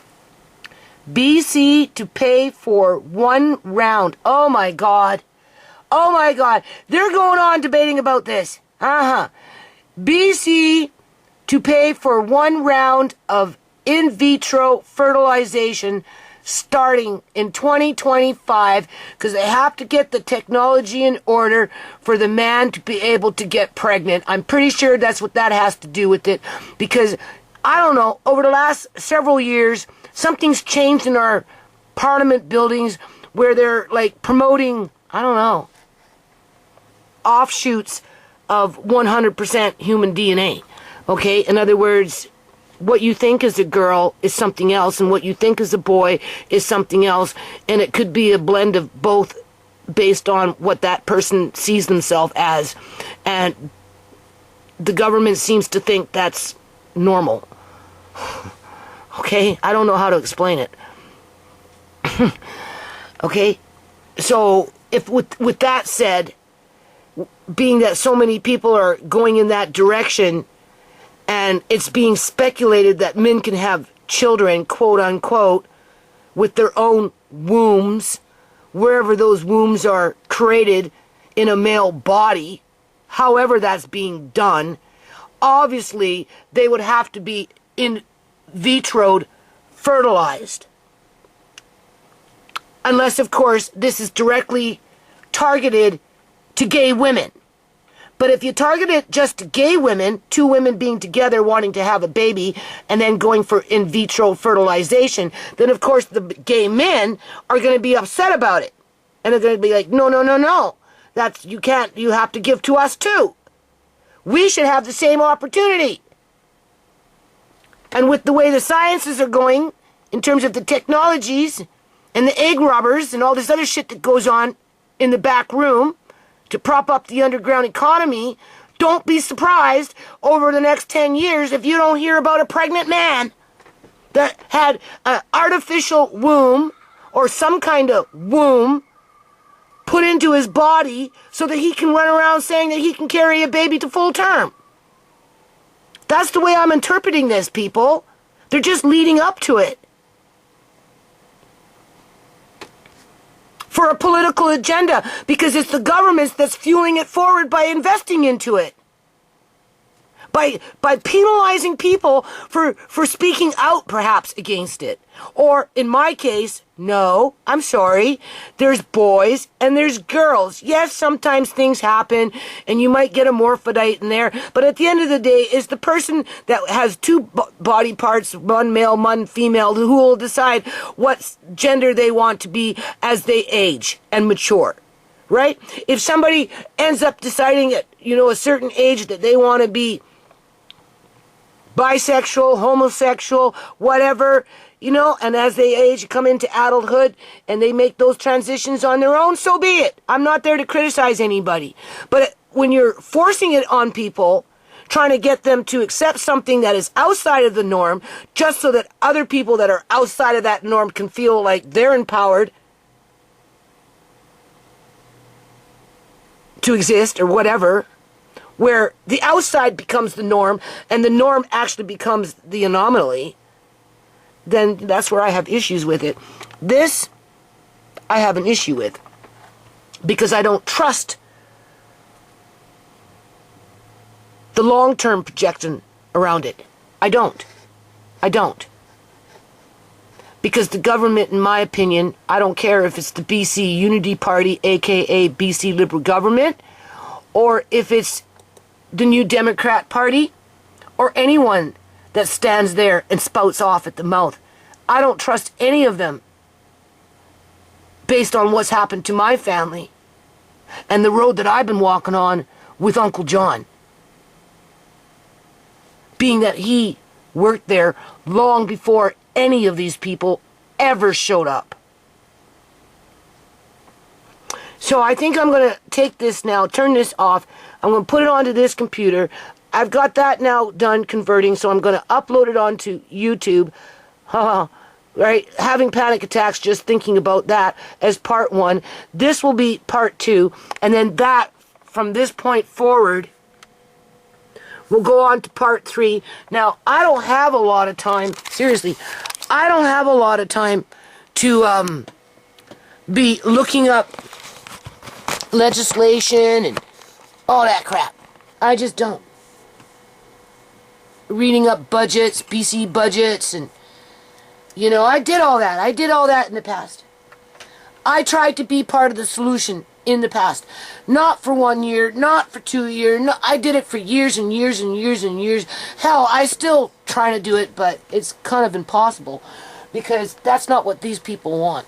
They're satisfied with their $60 million little lunch program that barely feeds anybody across this province. And when it is being fed to them, it's just being catered in with plastic wrap on it. Okay? Let's be real about it, people. And their agenda is to, you know, I don't know, it's something else. It's something else. So how about I just end it for this, part 2, and then we'll get into part 3 after I get this going. Okay, so I've got the other video uploading onto YouTube, and then we'll put it onto BitChute. And then I transferred the files onto the computer, and I'll watch them later before I convert part 2. This will be part 3 of this particular video in regards to the BC budget. But before we get into this, in terms of part 3, I just wanted to highlight on the fact that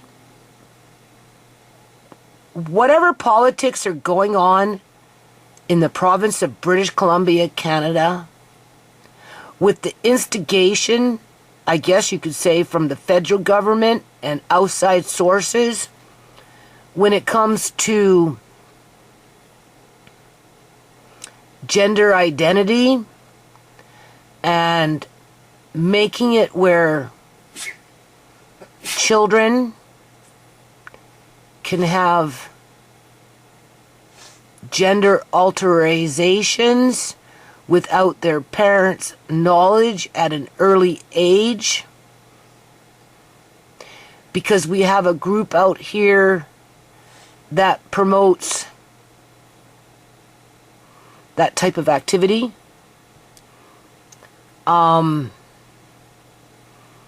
Where it has roots into child love, which branches into pedophilia, whatnot, which ends up equating to $1 billion industry when it comes to removing certain body parts to create a new gender at the direction of counselors, doctors, legislation, yada yada, regardless of what parents have to say about it, depending on the age of the child or youth. So with that said, I think we're getting into a slippery slope with what this person here has to say, Peter Milobar, in regards to the New Democrat Party investing money into one-time payment for in vitro fertilization for anybody, regardless of who and what they are, want it. In light of all the other things that are going on in the province. Okay?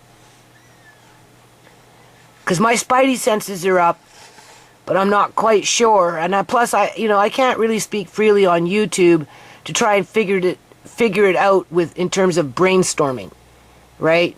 So I might say something that isn't exactly correct because I don't quite fully understand the logistics behind the backroom deals that are going on, and can only base my opinion or thought or whatever on the surface information that I'm getting from that one particular source.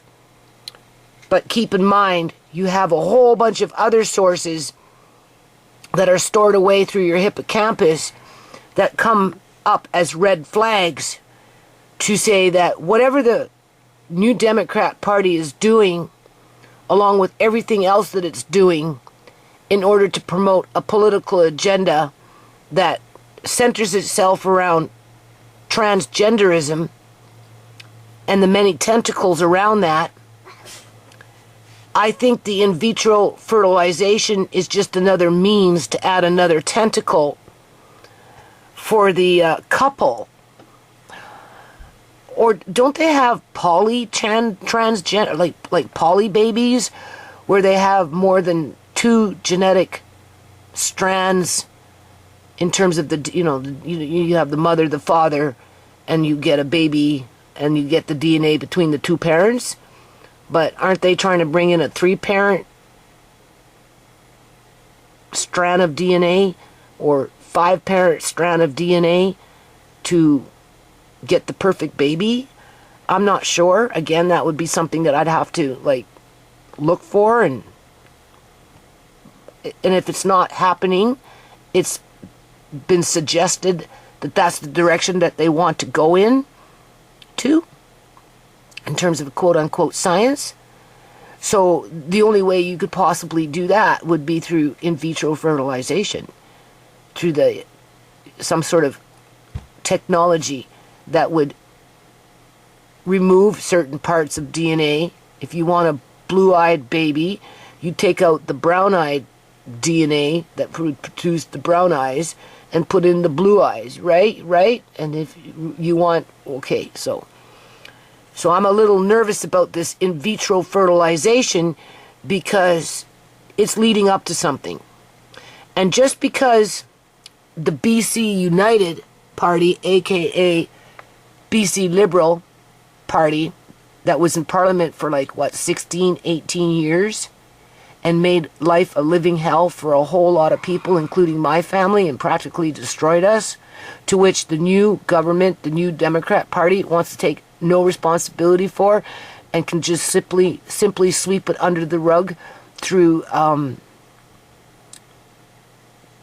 dirty tactics, knowing that what they're doing is wrong. Whatever is being implemented by the NDP will more than likely stay because the agenda is already there.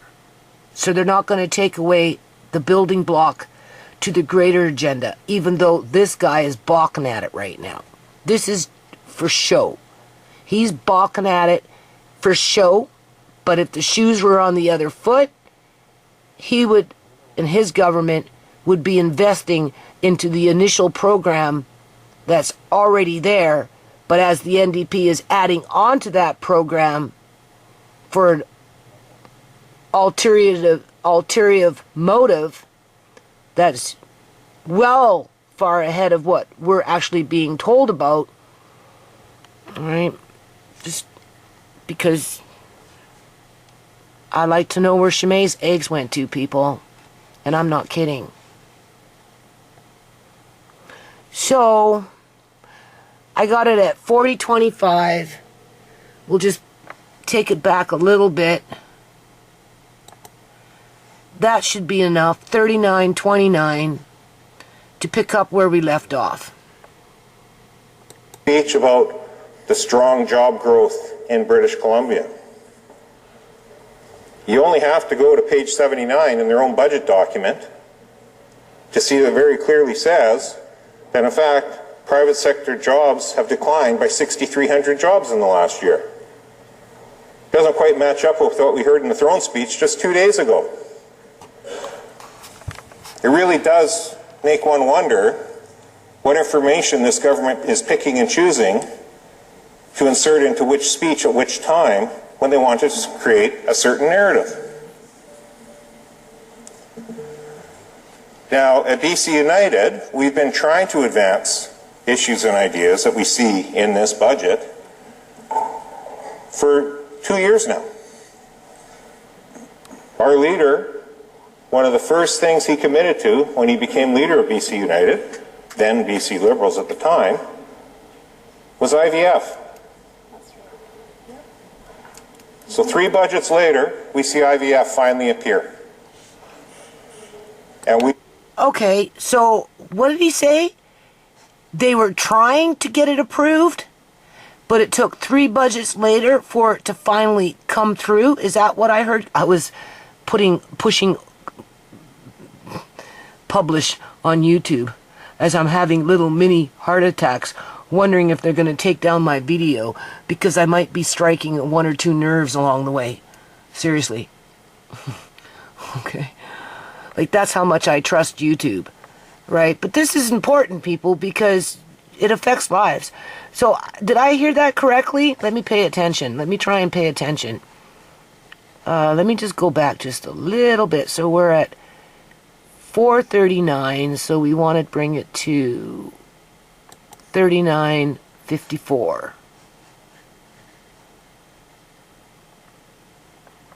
It really does make one wonder what information this government is picking and choosing to insert into which speech at which time when they want to create a certain narrative.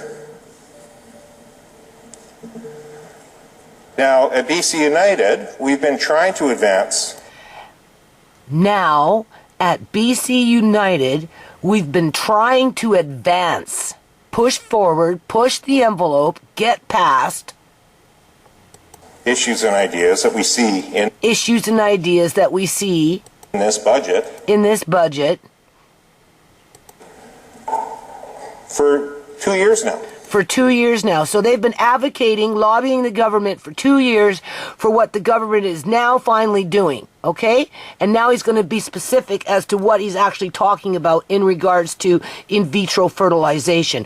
Well, a poor person in the province of British Columbia, Canada, who is legally blind, get the cheapest of the cheap when it comes to freaking cataract lenses, even though it wasn't the right cataract lens for me, in light of my situation with very few octave nerves and looking through a dark glass, a cloud, a deep fog, with very little color, with the prospect of going completely blind, get played off like a piece of shit. In other words, they're not going to give me the best cataract, even though that's the best chance that I have to retain any kind of eyesight for any length of time. Because whatever the doctor did to my eyes by bringing, and I paid for the second lens up when it should have been the first lens, but I didn't have $1,200 to pay for the best lens, people. I settled for the middle of the line as the eye doctor was telling me, no, go with what the government pays for you and take your chances with having a bunch of spots in front of it. I couldn't afford that. I'm too busy. I work too hard. I have too much responsibility. So I cut my losses and I paid the $425 or whatever the hell it was. And it's worse than what I had. And then when I go back and I talk to the eye doctor, he refuses to change my lens and give me the best lens, not because he doesn't want to, because he knows the government won't pay for it. Because I'm poor. Uh-huh. Yeah. And now I can't see him because I have to get another fucking referral. So they got me running around again, blind as a bat, going blinder, trying to get another referral to get a big fat no, as they're investing $68 million to impregnate men and women if they want kids. Well, women. They don't have the technology yet to impregnate men, as far as we know. But obviously, this guy just admitted that the BC Liberal United Party have been pushing that agenda forward, along with all the other things that they're pushing forward in the province of British Columbia, Canada, when it comes to gender shit this and gender shit that and gender chop shit chop over whatever.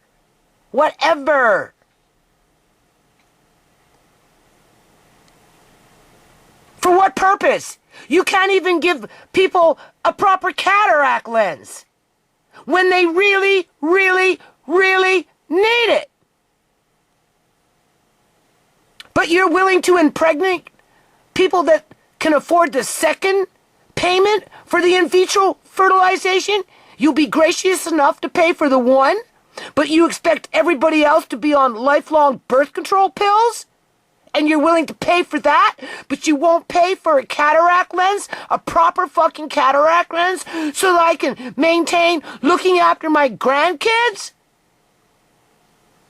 Or you're just waiting to shuffle things around and send Amari off into foster care and prop up your middle-class fucking lifestyle with taxpayers' dollars, where that fucking care worker gets $3,500, $4,000 a month to ignore Amari, drug him up, and then take him to the doctor so the doctor can do what?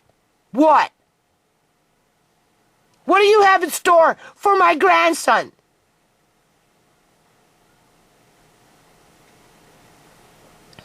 Toss Andre off to the side?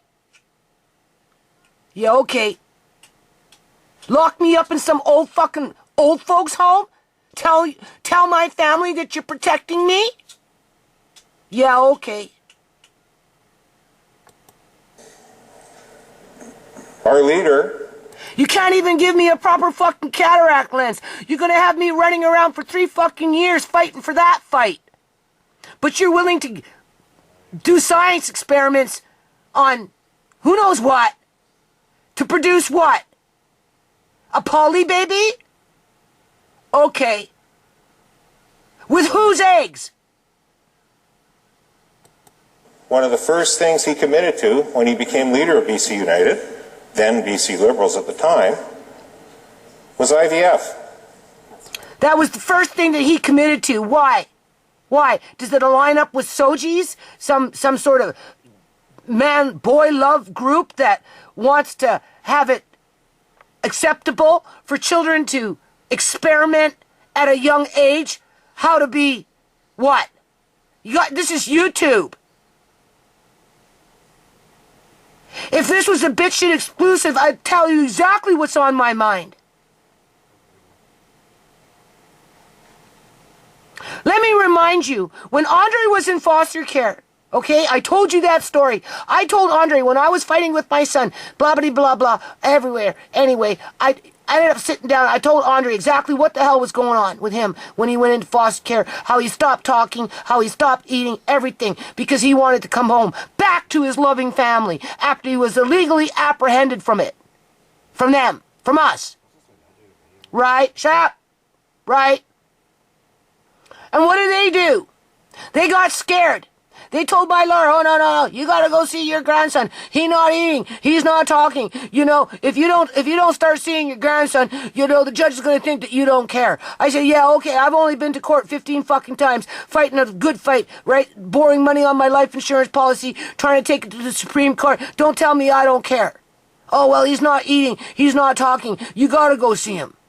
Okay, because I didn't want to see him until I brought him home. Because children don't have a freaking sense of time at that age when they're 28, 22 months, or what, you know, when they're small, toddlers, right? They don't have a sense of time. And I didn't want to tease him. So, okay, I started seeing my grandson. And then when I got him back, okay, 6 months later, because it took 15 months to get him home, 22 fucking court dates later, a whole bunch of drama, everybody was suicidal. Oh, but you'll just wash that under the rug. Forget about that. Ignore like it never freaking happened. Right? Got him home. They wanted me to take him back to the same fucking center that I take Mari to now, right? The Child Development Center. Because they had him on some little program to try and get him talking, people. And the tranny that was sitting in front of him, the government employee that was a tranny, if you know what a freaking tranny is, was reading some book trying to confuse my grandson as to what a boy was and what a girl was. And I'm listening and I'm watching and I'm looking, and she's this individual, pointing at dressed as a woman, pointing at the picture in the book saying, oh, that, you know, I know it's hard to tell if that's a boy or if it's a girl.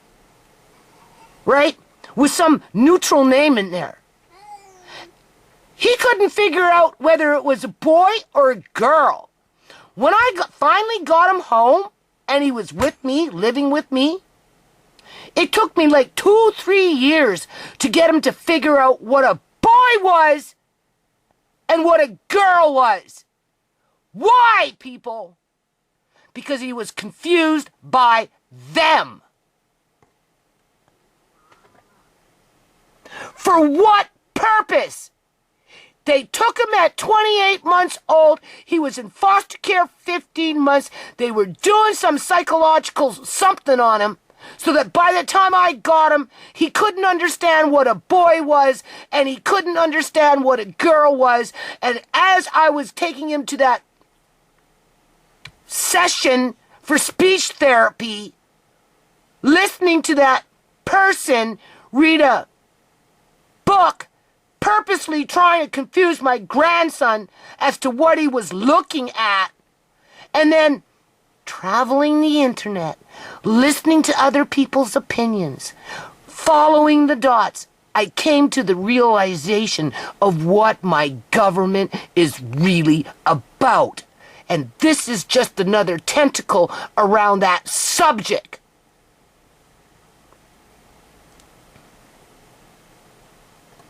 Why? Who are they catering to, and for what purpose?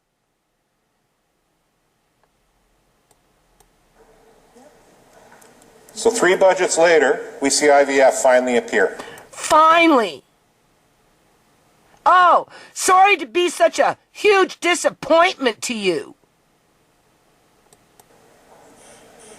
And we fully support that it's there. At least they gave you something that you wanted, unlike you and your party when the NDP was asking you for something they wanted and you refused each and every fucking request. Sorry, boo-boo request. Including a universal school meal program. You ain't nobody to talk. But I'm sure when you get back into power, I know how you guys rock and roll.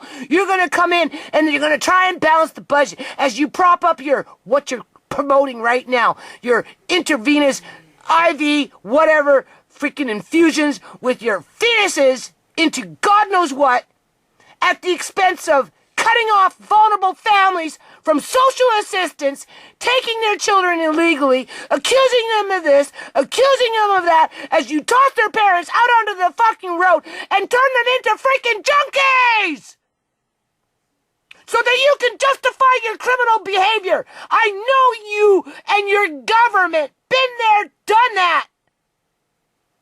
And all for a political agenda so you can fly up some stupid flag in all the schools across the province of British Columbia, Canada, talking about how freaking liberal you are. In terms of, they're not a nation. Why is their flag up between all flags of all nations? Why are you trying to take a small group of people with a freaking rainbow flag and put them in the middle of all these other flags, acting like they're a fucking nation, when in fact they're just a minority group of a majority who do not necessarily all agree with your politics?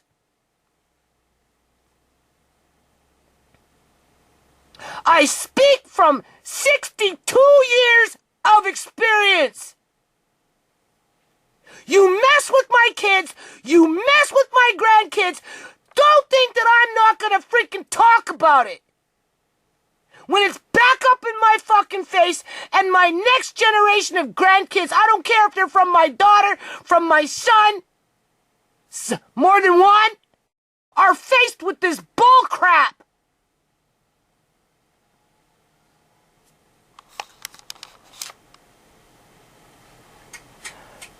Okay, calm down, Karen. We think that's great. You told me you weren't gonna can no more, Mom! Shut the fuck up. We've asked for it for 22 months now. But in typical NDP fashion, it's going to get mired over the next year in a think tank. Now, the NDP government is not inventing IVF. They're simply funding it.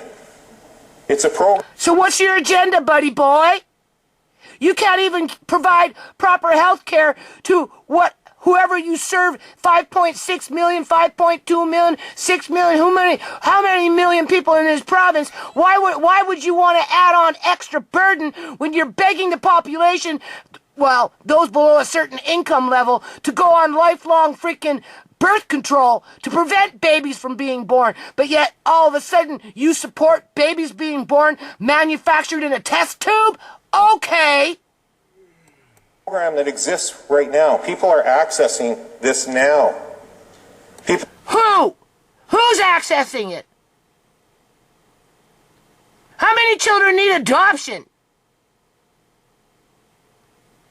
People are taking out second mortgages and trying to figure out how to get lines of credit to access IVF now, as they have for the last 22 months. Oh, poor rich people can't get pregnant. Yeah, okay. So in the back, take out the mortgage on the house. Yeah. Go to the bank, borrow $100,000 to get pregnant. Okay. Backdrop of $32 billion of healthcare spending in this year's budget. Would it really have been that hard for the government to have found the $32 billion healthcare budget, but I can't get a decent fucking cataract lens? They got me running around on a hot plate again, like a hamster on a freaking spinning wheel?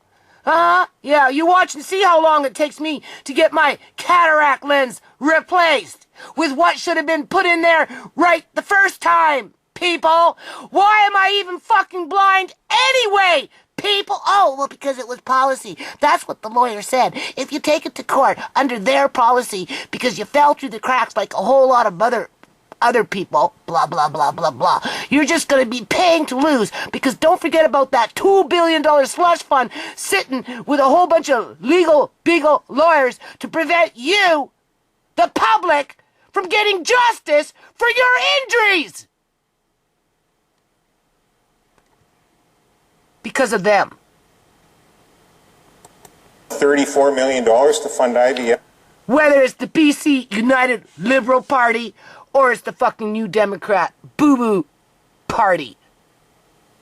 Doesn't matter. It's a charade. Immediately and give a bill. 62 years have taught me that. Uncle John taught me well. And that's why he said to heifer with the superannuation life insurance policy. It's not worth it. He didn't sell his soul to the fucking devil. But his sister did. And so did the government. Only he's free, walking around in those halls, haunting those people. Those individuals, whatever they are. Billing number to the... As they're plotting and scheming to make the perfect fucking baby at the taxpayer's expense. the doctors so people could actually get that treatment now? Instead of waiting till after the next election to start it in 2025? We really need to go through a bureaucrat. You can't afford $1,200 for a fucking decent cataract lens, so I have a fighting chance to be able to see for a few more years before I go completely fucking blind. But you want to spend $68 million to play Frankenstein fucking science. Yeah, okay. Yeah, okay. Either or. Because you don't know what's going on in those labs. Hell no. Not in today's age. Not when they're wanting poly babies. Not when men want to get pregnant and breastfeed their children. Yeah. And all I have to do is think about that book that individual was reading to my grandson, purposely going out of their way to confuse him as to what a girl was and what a boy was. That's your legacy, not mine. He knows now. He likes being a boy. Red tape exercise to have a billing. It took him a long time to figure it out, though. Why? Number for doctors and medical professionals that are already working with patients to provide IVF in the province? Yeah, Dr. Barr and his fucking partners holding SHAMAY's eggs in a test tube. Talk about cynicism. And you know I'm not lying. She was 22 years old, extremely fucking fertile. Ain't gonna throw away good eggs. Hell no. Especially when they didn't cost anything. Cynicism when it comes to a budget. And that's just one piece where this government is failing within this budget. And it's all about... And the next time I file a lawsuit, I'm writing down these motherfuckers' names in it. Dr. Fasinski, number 1 on the list. Dr. Barr, number 2 on the list. The numbers within the numbers. BC United, we've been calling on the employer's health tax to see a change in either the rates or the thresholds. We never dreamed the government would do what they did today, where yes, they increased the threshold for one set of businesses, and when we said adjust the rates, they must have misunderstood us, because we meant adjust the rates down. Instead, what they've actually done is they've doubled the rate you pay if you're the payroll over 1.5 million. Now, for most employers, that's if you have people around 30 or so employees, and what wages are today. That's who will get hit with this. Ask yourself how many greenhouse operators and agricultural operators have at least 30 people that work for them, a very labor-intensive form of agriculture. Their rates didn't get reduced today, not as the finance. Why do they have minister music playing in the bloody background? No, in fact, your cost of Seriously, groceries was... this is supposed to be a debate. Did you hear the piano? I did. That is new. I have never heard music, never mind piano music, in the background in any circumstances in all the years that I've watched these people, whether it's this, debates, whatever. Why? You can clearly hear it. This budget just went up because of the added cost, the doubling of the rate. Why? What is the purpose of having background music in a debate? That businesses will have to pay on employers' health tax. Well, this side, the other side, was applauding. And all one has to do is look at the budget to see they're actually slating to collect more actual dollars than they did last year. Well, yeah. Because the only reason they had a surplus last year was because of the housing boom, which is completely corrupt.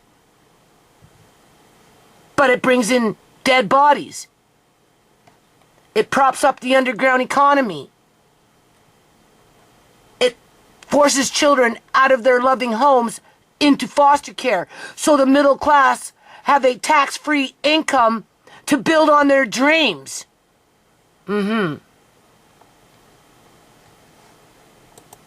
Only the NDP could collect more money and try to spin it as if they're saving. Well, the only way you're gonna get more money is come after people like me, cut me off of fucking welfare, throw me out with my grandkids, then come in and take my grandkids and say that I'm a lousy fucking grandma.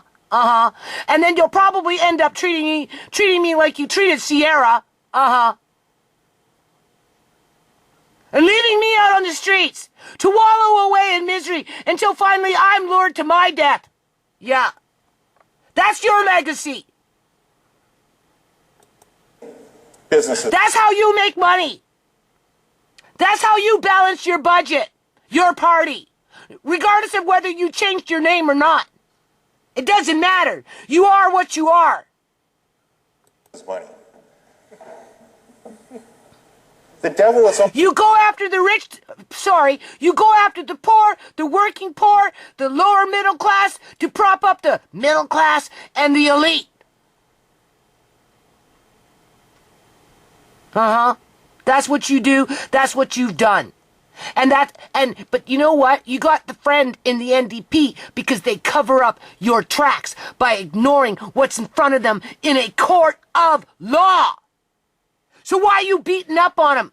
They're your buddies. But you see, people don't understand that as soon as you're done with your fucking debate, boo-boo debate, what happens? The lights go out, you guys go to another freaking room, and you party like drunk skunks, right? Pissing and shitting all over the place, leaving your fucking pads around in terms of sanitary napkins in the bathroom. Uncle John said, oh yeah, after they're done the debate, everybody leaves, goes into the hall, starts shaking hands. They're the best of fucking buddies. They go off into another room, they start drinking, partying, and he said the women's washrooms were the worst. They'd leave their nasty sanitary pads all over the place, and he'd have to go in there and clean up after them. The freaking premier would be running around on the Parliament grounds drunker than a fucking skunk. Because it's just a charade. And Uncle John wouldn't lie to me about that. And look what they did. He was spot on. They turned around, both parties turned their back on him. Stabbed him in the back and stuffed him away like a dirty fucking secret. And then went after their next victims.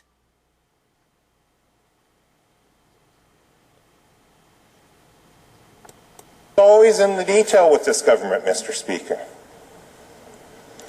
Property transfer tax thresholds. BC United called for that and has committed to that to be $1 million for first-time home buyers. It's currently $500,000.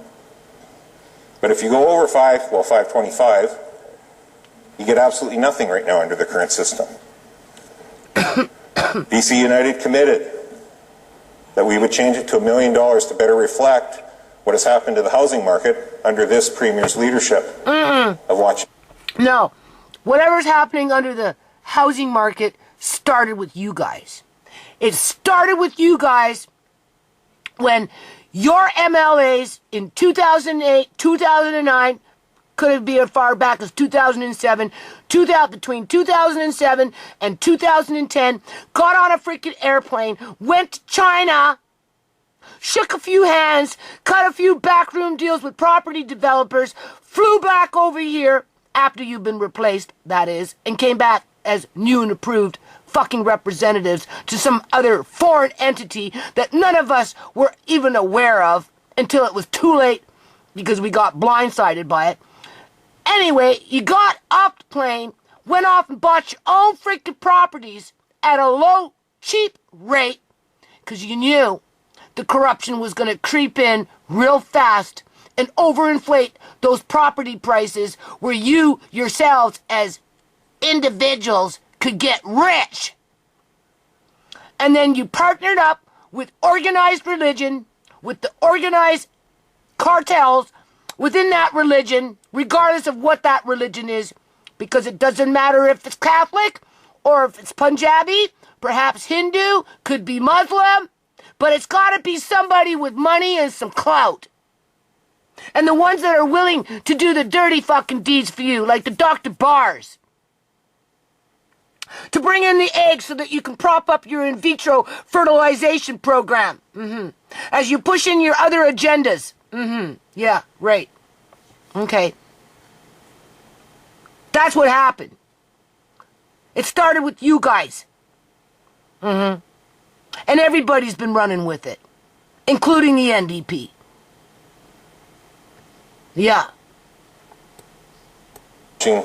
You pass the football back and forth. You don't even play to fucking win. Because you've got that $2 billion slush fund with a legal beagle team for that portfolio. You've got another $2 billion slush fund with another legal beagle team with that portfolio, and then so on and so on. So nobody, regardless of what fucking portfolio they're coming in under, will ever get justice. Because you're all fucking corrupt. Yeah. It's a smokescreen. Fool me once, you got away with it. Fool me twice, fucking right, I'd be a damn fool to fall for it again. I ain't falling for it again. I invested 24 years into your lies. Regardless, whether it's the NDP party, the BC Liberal, aka the BC United Party, it doesn't matter. It's just one big bag of lies. Become the most expensive housing market with the most expensive rents in North America. And that's why when you came back from China, you and your friends, not you, we don't know if he did it, but the previous BC Liberal government MLAs, when they came back from China after cutting all the fucking deals, knowing that it was going to be a huge housing boom, they went off and they bought a whole bunch of freaking properties, right? And it was a big kahuffle. Everybody was talking about it, news was talking about it, and then they scrubbed it off the internet. They scrubbed it off the internet. And if it's on my video, they took down my video to scrub it off the internet. But, you know, people like me, we didn't forget.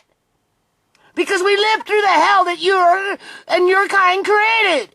And we still live through the hell.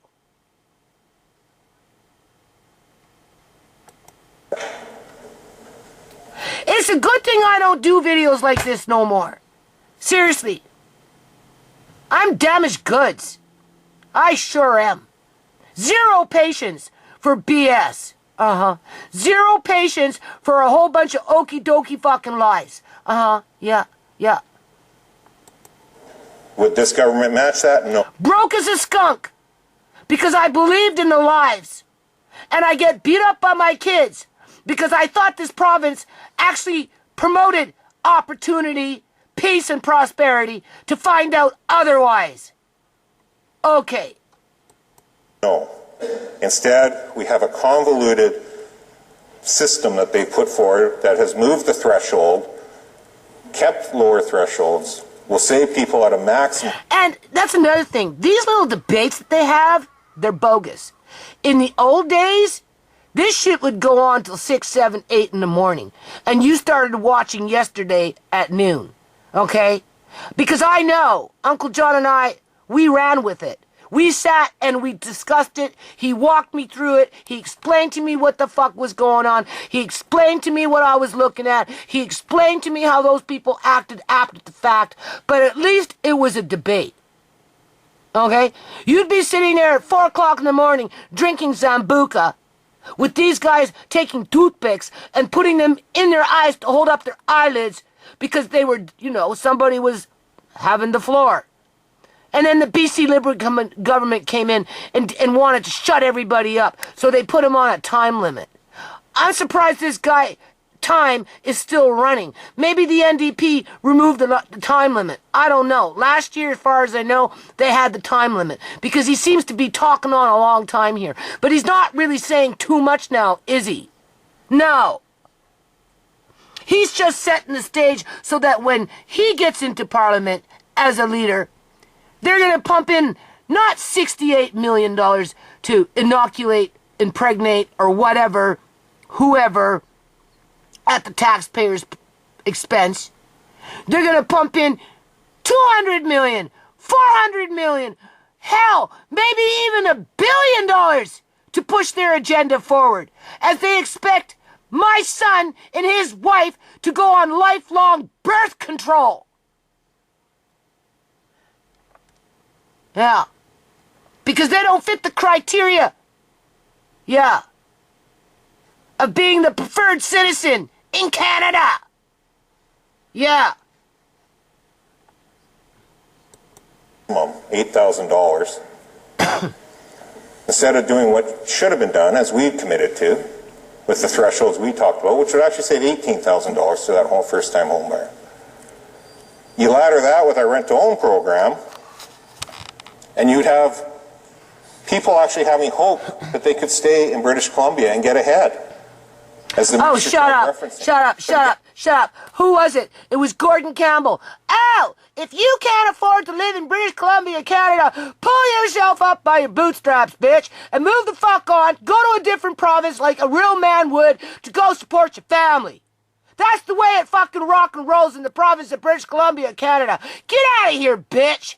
How many times did Gordon Campbell talk like that to his province constituency? To his provincial constituency. You can't afford to live in British Columbia, Canada? Be a man. Go get a job in some other fucking province, territory, send the money back home to your wife, or take her with you. We don't need you. Yeah. And now he's speaking with forked tongue. Again, it's a budget of half measures that isn't actually going to help very many people. And it's critical that we provide that hope to young people. And you see, that's why they don't like people like me, because I bring up the past. And every now and then I document the past. But they're too busy trying to hide the past and cover up the fucking dirt. Right? It depends on how close to home it gets with them. But they already won the battle, people. They got their $2 billion slush fund with their beagle fucking lawyers to stop me at any post that I come to with their pay-to-lose system. Younger people. That was the whole premise behind the BC United commitment around rent-to-own. No. That was bullshit. That's a flat-out fucking lie. You ran so many families out of the province of British Columbia, Canada, with your boot on their ass, so that you could cater to the rich, who propped up the World 2010 Winter Olympic Games, as you and your kind were buying up properties all over this province, building in a system where families like mine literally became targeted for illegal organ harvesting so that you could launder your fucking dirty money through the housing market and keep the middle class, so-called, alive. But only a choice kind of middle class. Yeah. Let's set the record straight. Because under this NDP government, it's the 37 years, I believe it is now, to save for a down payment.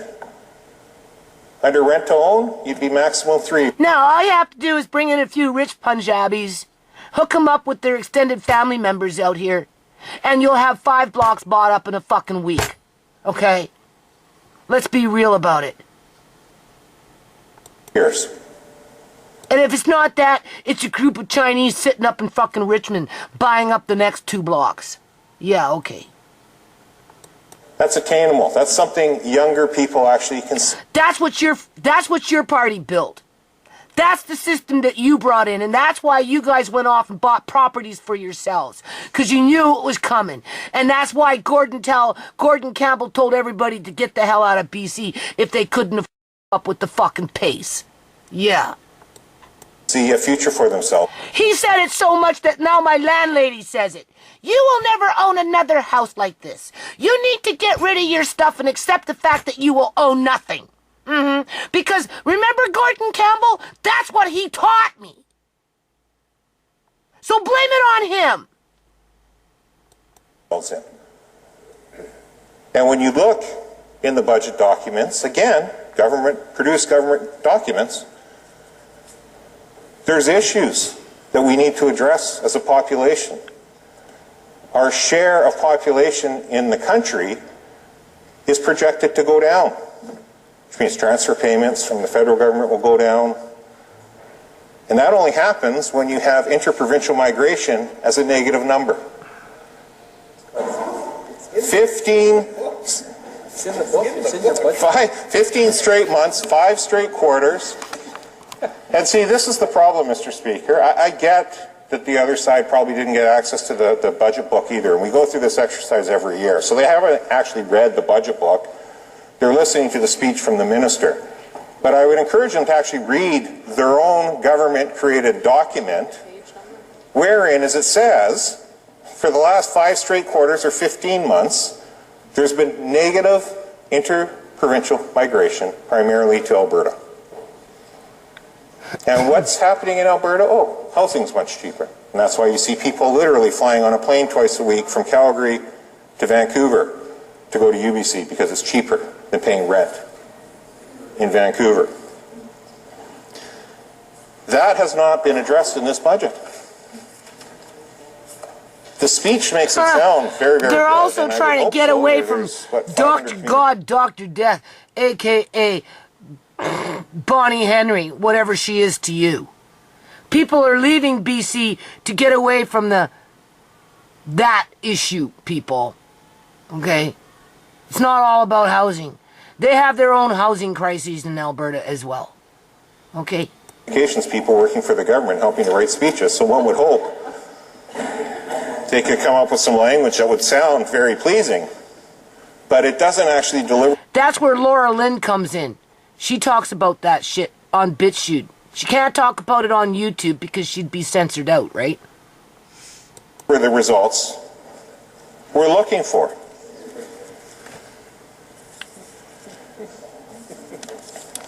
So the problem with all of these things start to connect together. So we have this guy's interprovincial boring. migration heading off to Alberta in record numbers.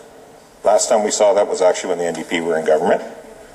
Yeah, they're heading off, but as fast as they're heading off, they're moving in. And they're hooking up with programs, whether federal, provincial, and municipal, and you know they're all interconnected with each other, snagging into these new and improved housing programs that are coming in under new portfolios. Right? Private sector job declines, page 79. Oh, but they never ruined no lives, the BC Liberal government. Hell no. Neither did the NDP. They do no wrong. They don't hurt nobody. Not a soul. Page 80, they're projecting slower job gains. Page 81, this is where they talk about the 5 consecutive quarters of interprovincial outflow of workers. Teachers, firefighters, paramedics, all those people we need. All public union sector employees to the government. They don't employ themselves. Only one paycheck is cut at the Parliament buildings for all those government employees. Something the government doesn't like to take responsibility for when they F up. We've seen that in court. We need to help people in our province. So why do we need more employees that are just going around hurting other people?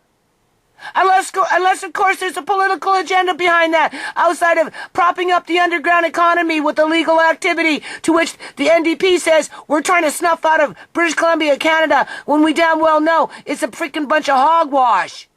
Because if they're trying to snuff out illegal activity, criminal activity, laundering of money, and all this other crap, they would have dealt with the lawsuit that was placed in front of them. Because the majority of that shit that was happening in that lawsuit happened under the BC United, a.k.a. BC Liberal government. But that does not absolve the New Democratic Party from not making a wrong right.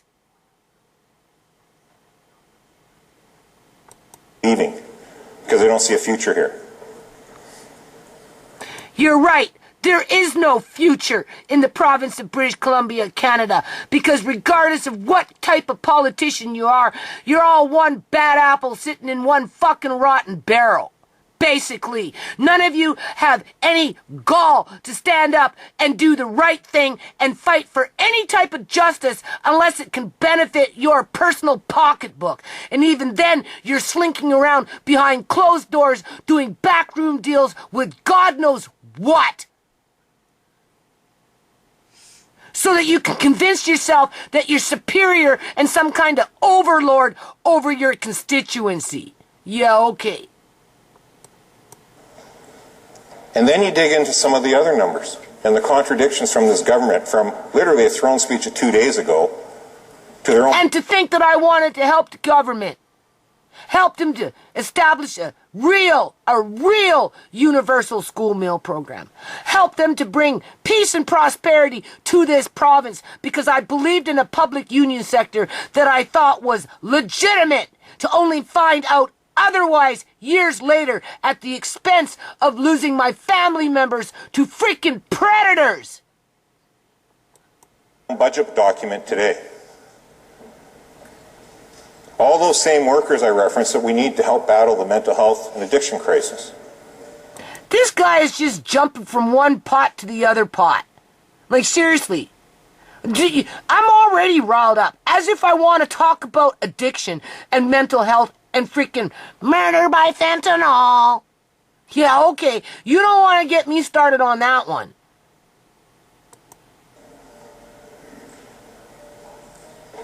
Just another big cover-up.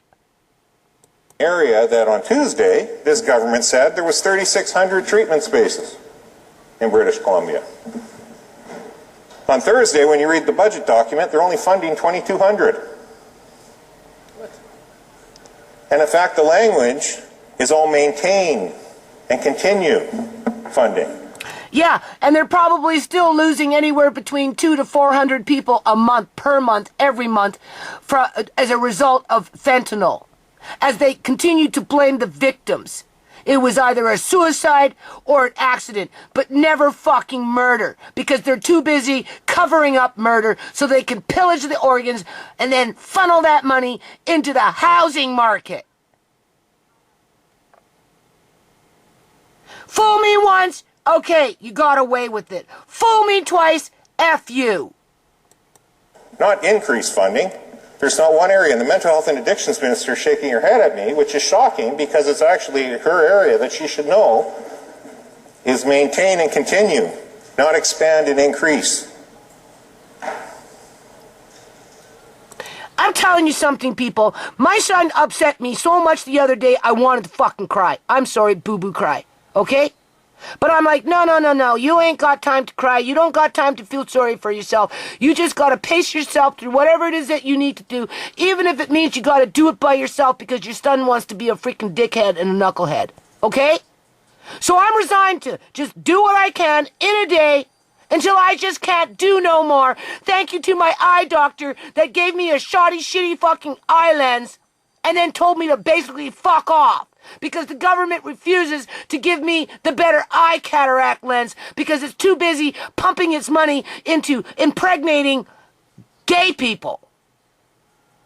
Whether male or female. Because you know they're not going to play favoritism to women in that department. Because the men, well, they'll just have a fit, right? God forbid.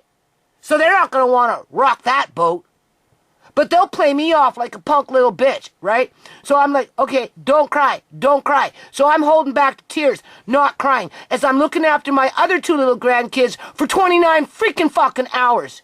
Saying, don't get mad. They're just little. You're tired. But you know what? They were really good. I was very surprised. Hardly no whining. They were peaceful. They didn't fight, right? So it went quite smooth. But as soon as I see this shit, I'm raging. And Omari's laughing. You laughing? Don't you go to sleep. And that's another thing. This little boy driving me nuts. 4 o'clock in the morning, go to sleep, Omari. 3 o'clock in the morning, go to sleep, Omari. 4:30 in the morning, go to sleep, Omari. And he wants to play. Like the boy sleeps 5 hours a day. If he gets a little cat nap, now, he'll be up till 4 o'clock in the morning.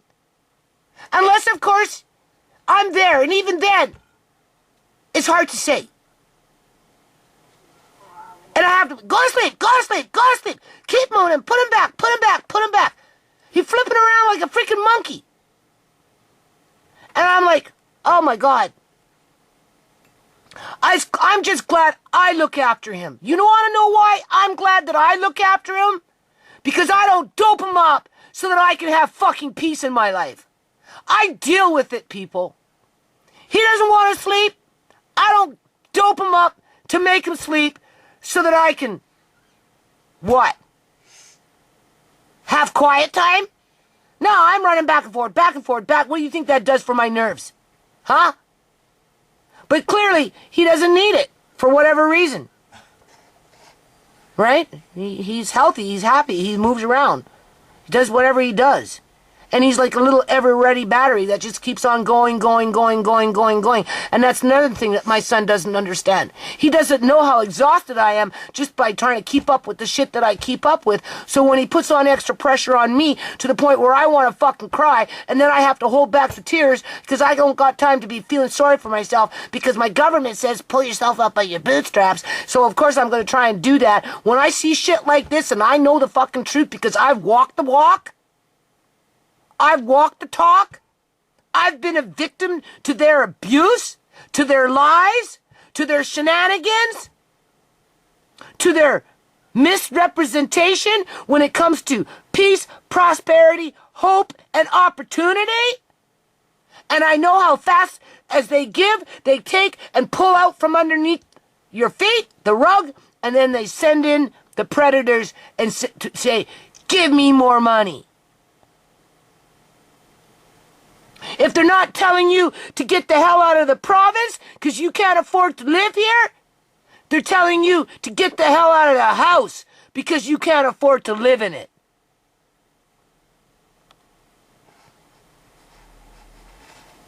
So I'd rather be raging. The point of that is I'd rather be raging, get it off my chest, be reminded of what I've gone through with my family, right?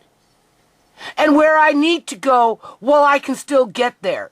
And not be afraid to face the freaking future, being that my government is investing $68 million into a test tube before it would into a cataract lens for a woman that's going blind because of their stupid policies.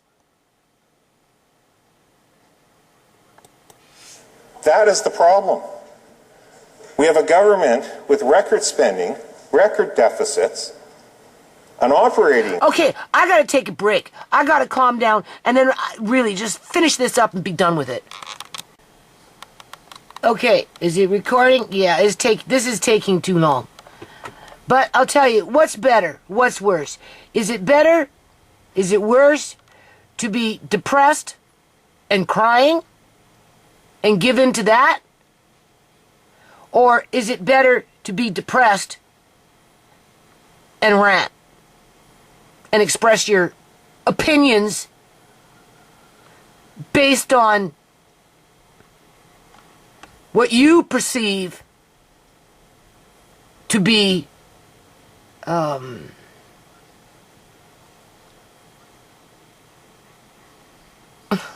you know,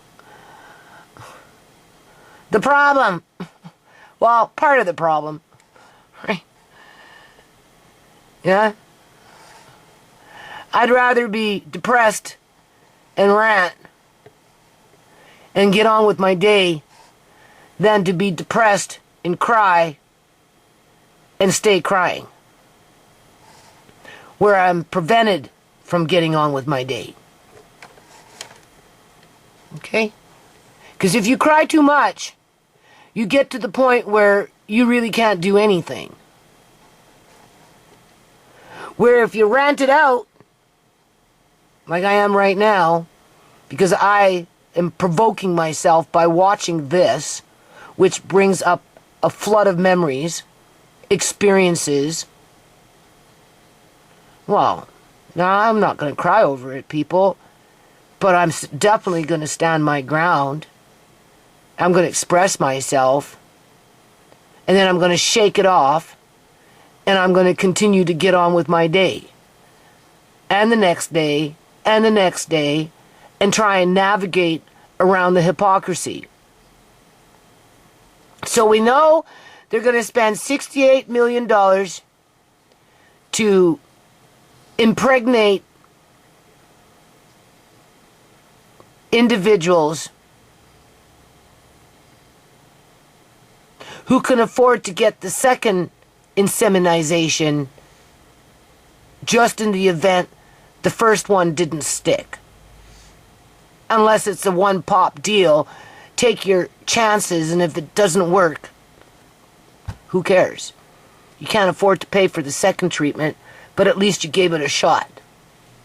Right? Either or. They're spending $68 million for that versus providing decent cataract lenses to people who really need them. Based on their two-tier predatory caste system. Deficit that I would point out when they took Who wouldn't be depressed? office, took over the reins of government, was effectively wiped out. In today's budget, it's $22 billion operating deficit. So the government loves.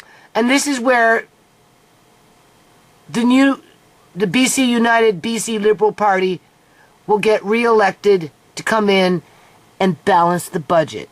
And the first people they're going to go after are people like my family. The homeless people. Cut back on their welfare checks. Make it so that they don't get the modules and they just get the support as they're basically being hunted down on the streets. Yeah. Moved around like rats. Criminalized for being homeless. Let's talk about the capital side of the equation, and we're all in favor. Die with no justice. Being medically kidnapped to be locked away like dirty secrets so assets can be robbed and laundered into the housing market or wherever, into in vitro fertilization or buying body parts. However, whatever. I'll sell you a kidney so it makes money so I can buy a heart when I need the heart. I'll flip a profit on the kidney so I can make money for the heart that I need. Building things, but we actually get stuff built, first off, and not delayed. No, what you did is you kicked out a bunch of not homeless. They weren't homeless until you kicked them out. You kicked out a bunch of people from single occupancy rooms, from hotel to hotel to hotel, to which were the only housing that those people had for decades.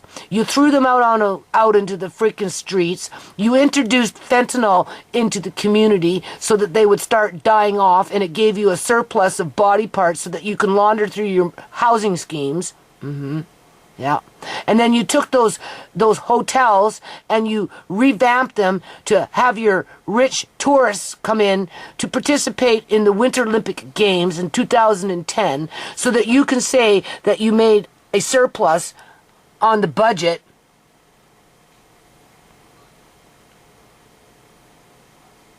As you committed crimes against the Canadian-born people, to the point where social services themselves ended up taking your asses to court because of the mass homelessness that you created with no safety nets to reinstate welfare for the poorest of the poor in the province of British Columbia, Canada, as you rob them of their housing. So that you can stand in 2024 and brag how you made housing, but only for a certain kind of the yuppies, the tourists that come and want to buy up property in BC because it's easy to make money by committing crimes, because the government will cover it up, because it props up their bottom dollar line. But a $22 billion operating deficit in this year's budget. So the taxpayers at home are wondering, what am I getting? We've seen spending increase from $54 billion to $89 billion a year under this government's watch since 2018-19.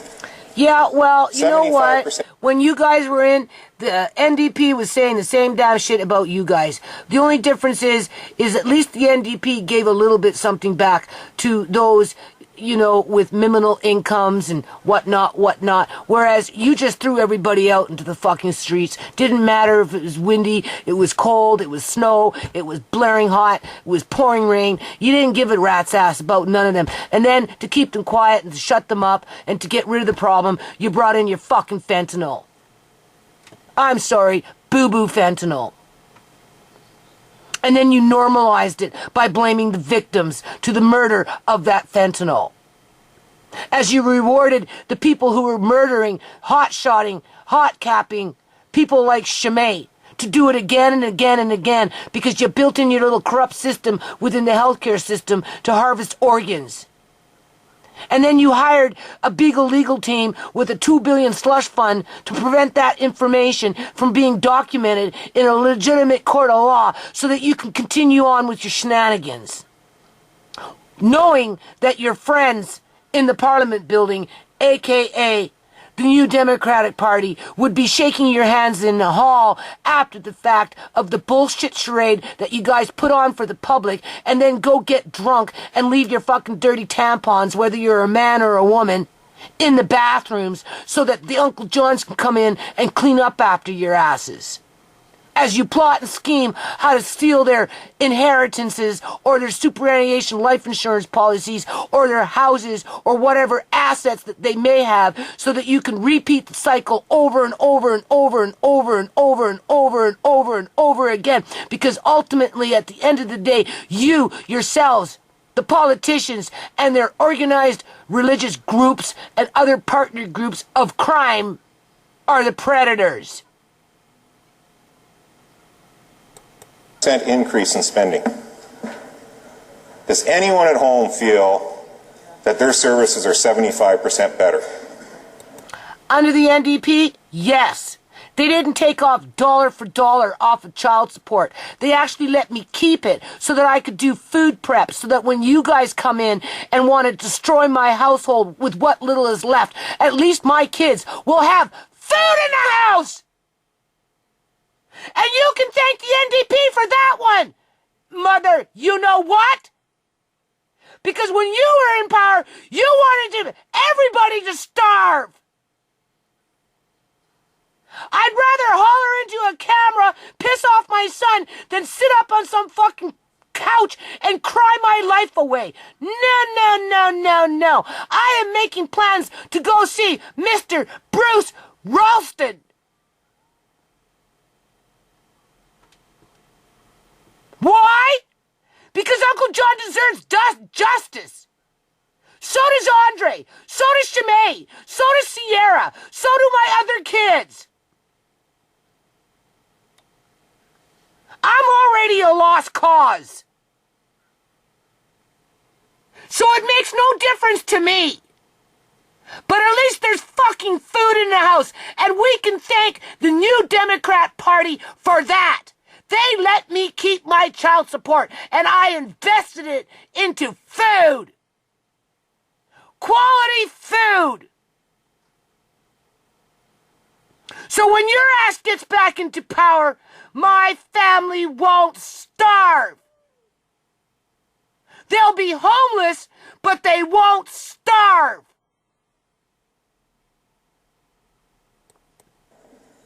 Do they feel crime and safety is 75% better than it was before? Do they feel access to health care is 75% better than it was before? Do they feel their permitting times? I'm not making no more comment on that garbage shit. We know what happened to my family, and we know why. Get anything approved through government is 75% faster than it was before. How about affordability? Do they think things are getting cheaper when the government keeps spiking how much they're spending?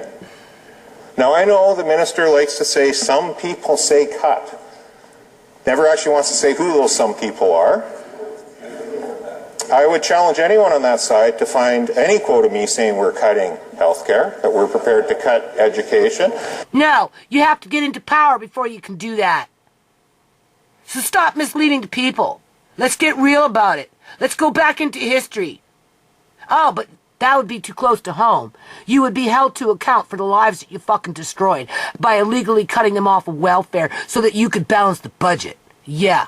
Kick out all the homeless people. Well, kick out all the people that were in the single occupancy rooms, hotel to hotel, so that you had all of a sudden this influx of all these homeless people, and then just feed them with a bunch of fucking fentanyl to shut them up and start harvesting them like cattle.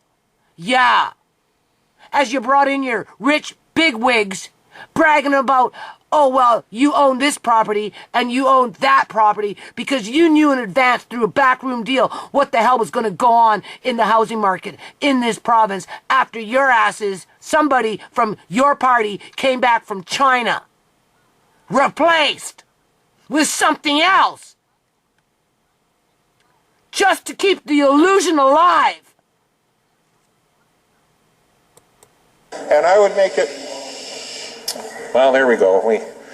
Mission accomplished, I guess. We'd see how long they'd last before they start heckling on a day they don't normally heckle.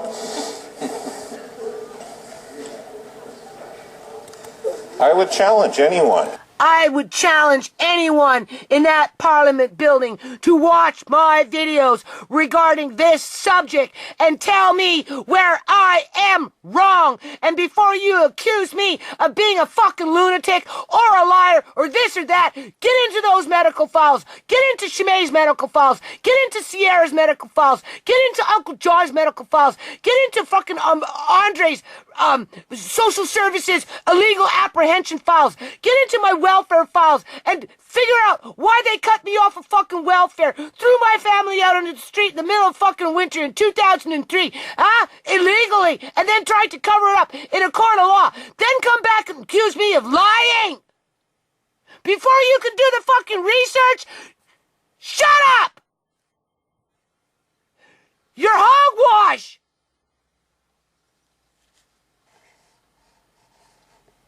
That's what I think about the BC Liberal government. At least with the NDP, my family won't starve. They'll be homeless, running around with their food buckets, but that's okay. The rice, the wheat, the beans, they're in Mylar bags. They can sit like that for 25 fucking years in any kind of fucking elements. I made sure the food was gonna be there for them. What did you want for my family? Have their guts ripped out.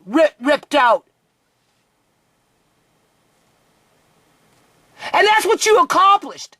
Nothing less, nothing more. Uncle John is dead. That's what you wanted. You got what you wanted. You wanted SHAMAY's body parts, including her eggs. You got what you wanted. Same thing with Sierra. You propped up some middle household income foster care fucking family for 15 months thinking you could steal my grandson and adopt him out and make money off of him as you destroyed my family. Well, you got half of what you wanted, but that's all you got was half. And yes, Amari, in my opinion, to this day, was injured at the time of his birth due to the negligence of Fraser Health Authority and the Royal Surrey Memorial Hospital that dragged out SHAMAY's birthing process, labor pains, for a period of 5 days. And I base my opinion on the way I was treated when I gave birth to Tisha, and they falsified my medical files to cover up what they did by purposely going out of their way to sterilize me so that I wouldn't have no more kids. By tilting my uterus, by giving me too much oxytocin that almost killed my baby. So if you're going to go as far as to falsify those medical records, don't say that you're not going to falsify SHAMAY's medical records to cover up what your asses did with your partnership in crime with your healthcare workers, the ones that you guys employed. You were in Parliament. You were the government when Amari was born. You were in government when SHAMAY's body parts were harvested and then her carcass was embalmed and put on a hospital bed for 9 fucking days. Come listen to my video, motherfucker. Whether YouTube takes it down or not, I don't give a shit, because it's still going to be up on BitChute. BitChute at least gives you a fighting chance. The New Democrat Party at least is giving my family, even though it's a small chance, they gave my family a small chance by allowing me to keep my child support so that I could invest it into food so that if something happened to me, my kids would have it. Because anything else outside of that, whatever your government does, whatever the NDP government does, it doesn't matter because you're all scoundrels, because you're all too busy sweeping the dirt underneath the rug. But you see, there's no more Uncle John coming in cleaning up after your skanky ass. No. He's in there, standing there in the halls, ghosting you, reminding you what you're there for. So bring it on. Come listen to my videos. Come hear my pain. I'm sorry, motherfucker. I ain't sitting here crying over your spilt milk. Fuck no. I'm fighting back.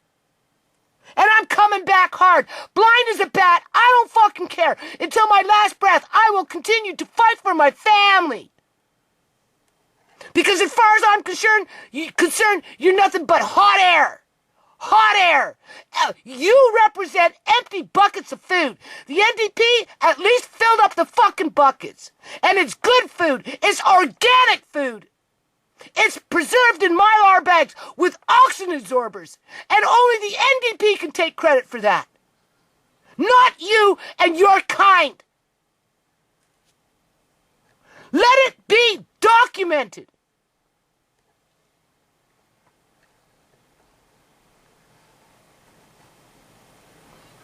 Nobody wants your ass back in Parliament. Nobody that's fucking human wants you to represent a government.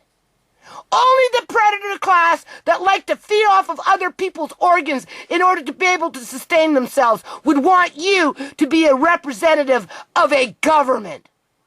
Let's get the record straight. On the government benches, because our leader at BC United, myself and everyone else in our caucus was very clear. We're not talking about cuts. We're talking about efficient, effective use of taxpayers' dollars and respecting them instead of just overspending. Okay, you know what? I'm so angry, people, like you don't even know. I don't even know if I can get through this shit. I got way too long to go because I've heard it since 1992 or even sooner than that because Uncle John from the get-go was a public union sector service worker that worked in the Parliament buildings for 25 years. So from the moment I met Uncle John, I've been listening nothing but about the fucking Parliament buildings, about the politicians, about this, that, blah, blah, blah. I've been listening to this shit for years, but it took me a long time and a lot of heart and loss and pain and suffering to fully understand what he was talking about.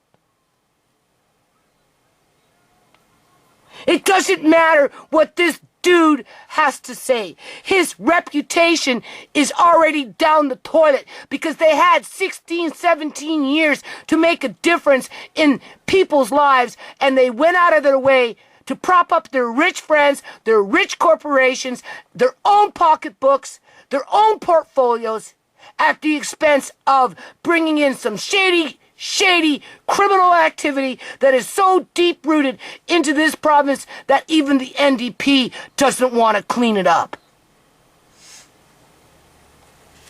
But at least they gave us a chance to feed our families. Versus this one and his kind from his party throwing whole families out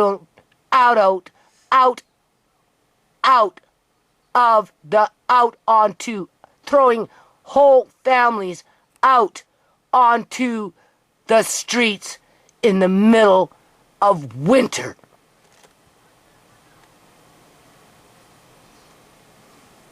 What is there left to say?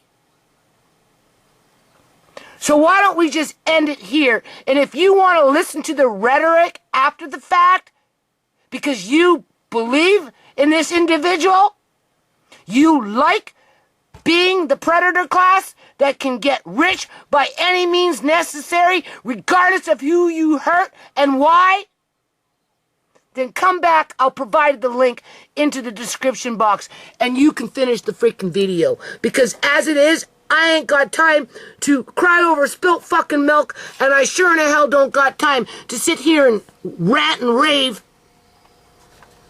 for another 8 more minutes over bullshit. I will play it in the background and I'll listen to it. Or maybe I can just put the camera here and let it play and move away from the camera and we'll finish recording it. And that, yeah, maybe we'll do that. Why don't we do that? Hold on a minute. Okay, we're just gonna let this shit run. I'm walking away. I'm disengaging. I'm taking time out. I'm not gonna take the bait. I said what I had to say. I've been saying it for years. Results. This is a government that has no problems reaching into the taxpayer's pocket time and time and time again, and they can't even live within that. They have ballooned people's share of the debt from $8,500 when they took office to $22,000 now. I want the people at home to just think about that in their own household budgets, if they could withstand it, because you know who's actually paying for that increase? The people at home. Our next generation. That is the overall problem with this budget. It simply doesn't stand the test.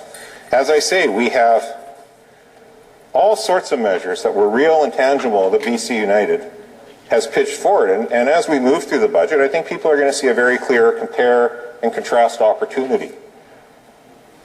So when we said that we would remove the used cars tax on cars under $20,000, this government has fallen on deaf ears, despite their own warnings from their own staff that it will disproportionately impact low-income and male and rural people.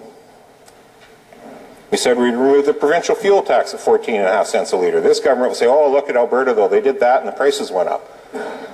What they don't talk about is in the same time frame, the prices in BC went up twice as much. So it had nothing to do with the tax in terms of that price hike. We said we'd remove carbon tax on home heating bills. And when you see people posting online pictures of $77 of carbon tax for home heating and $53 for gas, it's a problem. This government won't even freeze it. They're proud that they're raising it and going to be even more punitive to homeowners. Property transfer tax threshold. Again, simply not good enough. No rent to own. The PST on construction. BC United, in trying to bring down the price of housing construction, is committed to all new construction. PST removed on those inputs. What does this budget show us from this government? They're actually projecting housing starts to flatline and go down a little bit. And at the same time, they're projecting an ever-increasing amount of PST to be collected on new home construction. So on the one hand, the Premier wants to talk about bringing down the cost of housing in British Columbia and housing construction. On the other hand, his budget is literally budgeting on the per square foot cost of new construction to increase. Once again, it's their own budget document. The two simply don't match. And that is why after 7.5 years of rhetoric, people are seeing no results. This is a budget full of rhetoric and numbers that are questionable at best. There's just so much that is to be covered, and I will take a little bit of leeway with my colleagues' support, hopefully, because I am from Kamloops. And so I'm going to talk about just one local project that we've been fighting for now for 4 years. It's the Kamloops Cancer Centre. Now, that was promised by myself and my seatmate here during the election in 2020. Then Premier Horgan jumped in and and suddenly made the same commitment a couple days later and said doors will actually be open in October of 2024 by then. And since then, it's just been one excuse after the other. And then this spring, the health minister came to Kamloops and said, doors will be open by 2027. So it's amazing, from the spring of 2023 to 2027, that's a 4-year window. Yet the minister was saying it was just so complicated they couldn't get it done from 2020 to 2024. It's still a 4-year window. I guess it was really around political will, not so much about construction timelines. But I digress. That was just in the spring. The minister was just in Kamloops 2 weeks ago and said it will be open by 2028. So he had another delay that says it will be open. Actually announced $359 million. Yet the amazing thing is, there's no mention of $359 million for the Kamloops Cancer Centre in this budget anywhere. Now, I could understand, given that design is happening this year, that you might have more money in next year's fiscal plan or the following year's fiscal plan, but given that it's a 3-year fiscal plan, on a cancer centre that's supposed to be substantively completed by the end of this 3-year fiscal plan, one would think, at least in year 3 of the fiscal plan, there would actually be money. I mean, you announced IVF today with no money in this year's fiscal plan for it whatsoever, and all the money is in year 2 and year 3, but you still announced it. It's actually in a chart. You can actually tangibly see the money each year for IVF. Again, a good thing. Very delayed, but a good thing. But you don't see that for the Cancer Centre. In fact, you don't see it for the Nanaimo Cancer Centre either. Often talked about, never delivered upon. So those are but some very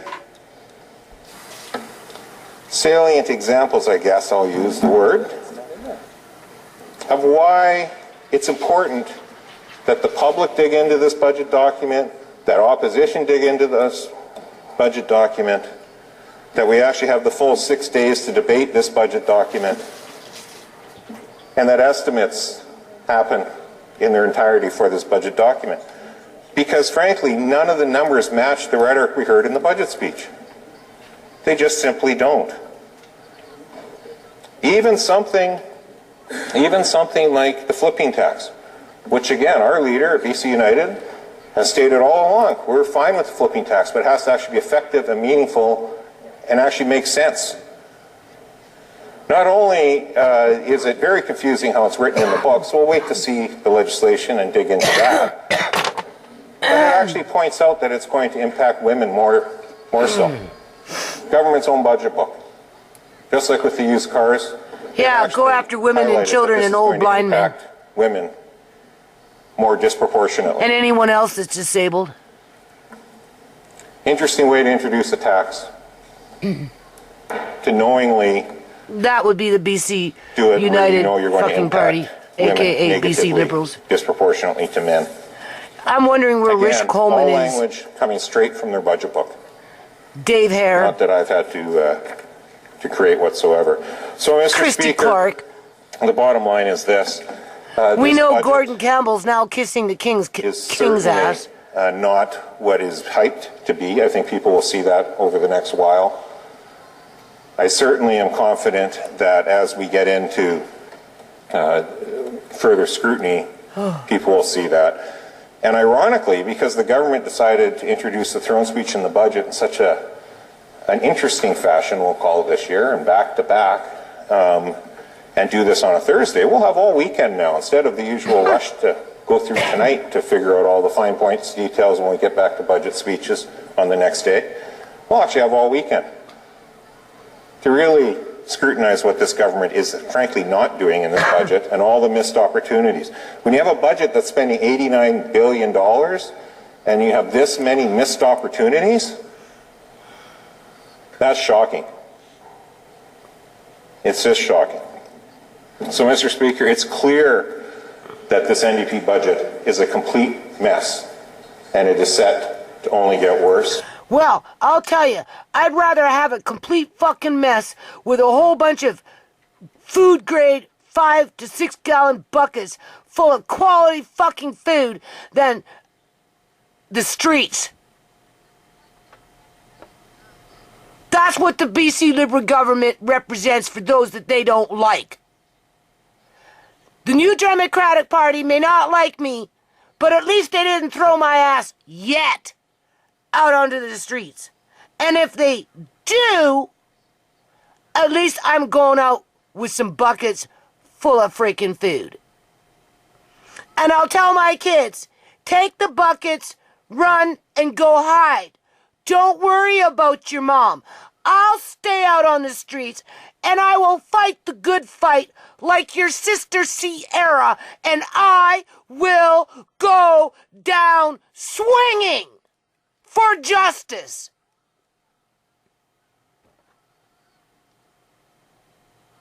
So that my children don't starve to death or become the next victims to their fucking targeting, regardless of what party it is. Because right now, the new Democratic Party is not off the hook. Because as far as I'm concerned, they're just as bad as the BC Liberal government, BC United fucking government, whatever you want to call them on a provincial level. Because they cover up murder by fentanyl. They cover up illegal organ harvesting. They cover up the laundering of money through the housing market. They cover up the targeting of families. They cover up the illegal kidnapping of children. They cover up the illegal evictions of vulnerable families that didn't even qualify to be thrown out onto the fucking streets under any government. Didn't matter when or why or who. They should have made a wrong right, and they didn't, because they're too busy trying to cover it up. But at least my kids can run off with the fucking food. And I will continue to fight the good fucking fight. With or without YouTube. I'm just saying. But rest assured, Mr. Speaker, BC United, we have a plan to fix it. Thank you for the time. I reserve my right. Fix. Well, we know how you like to fix things.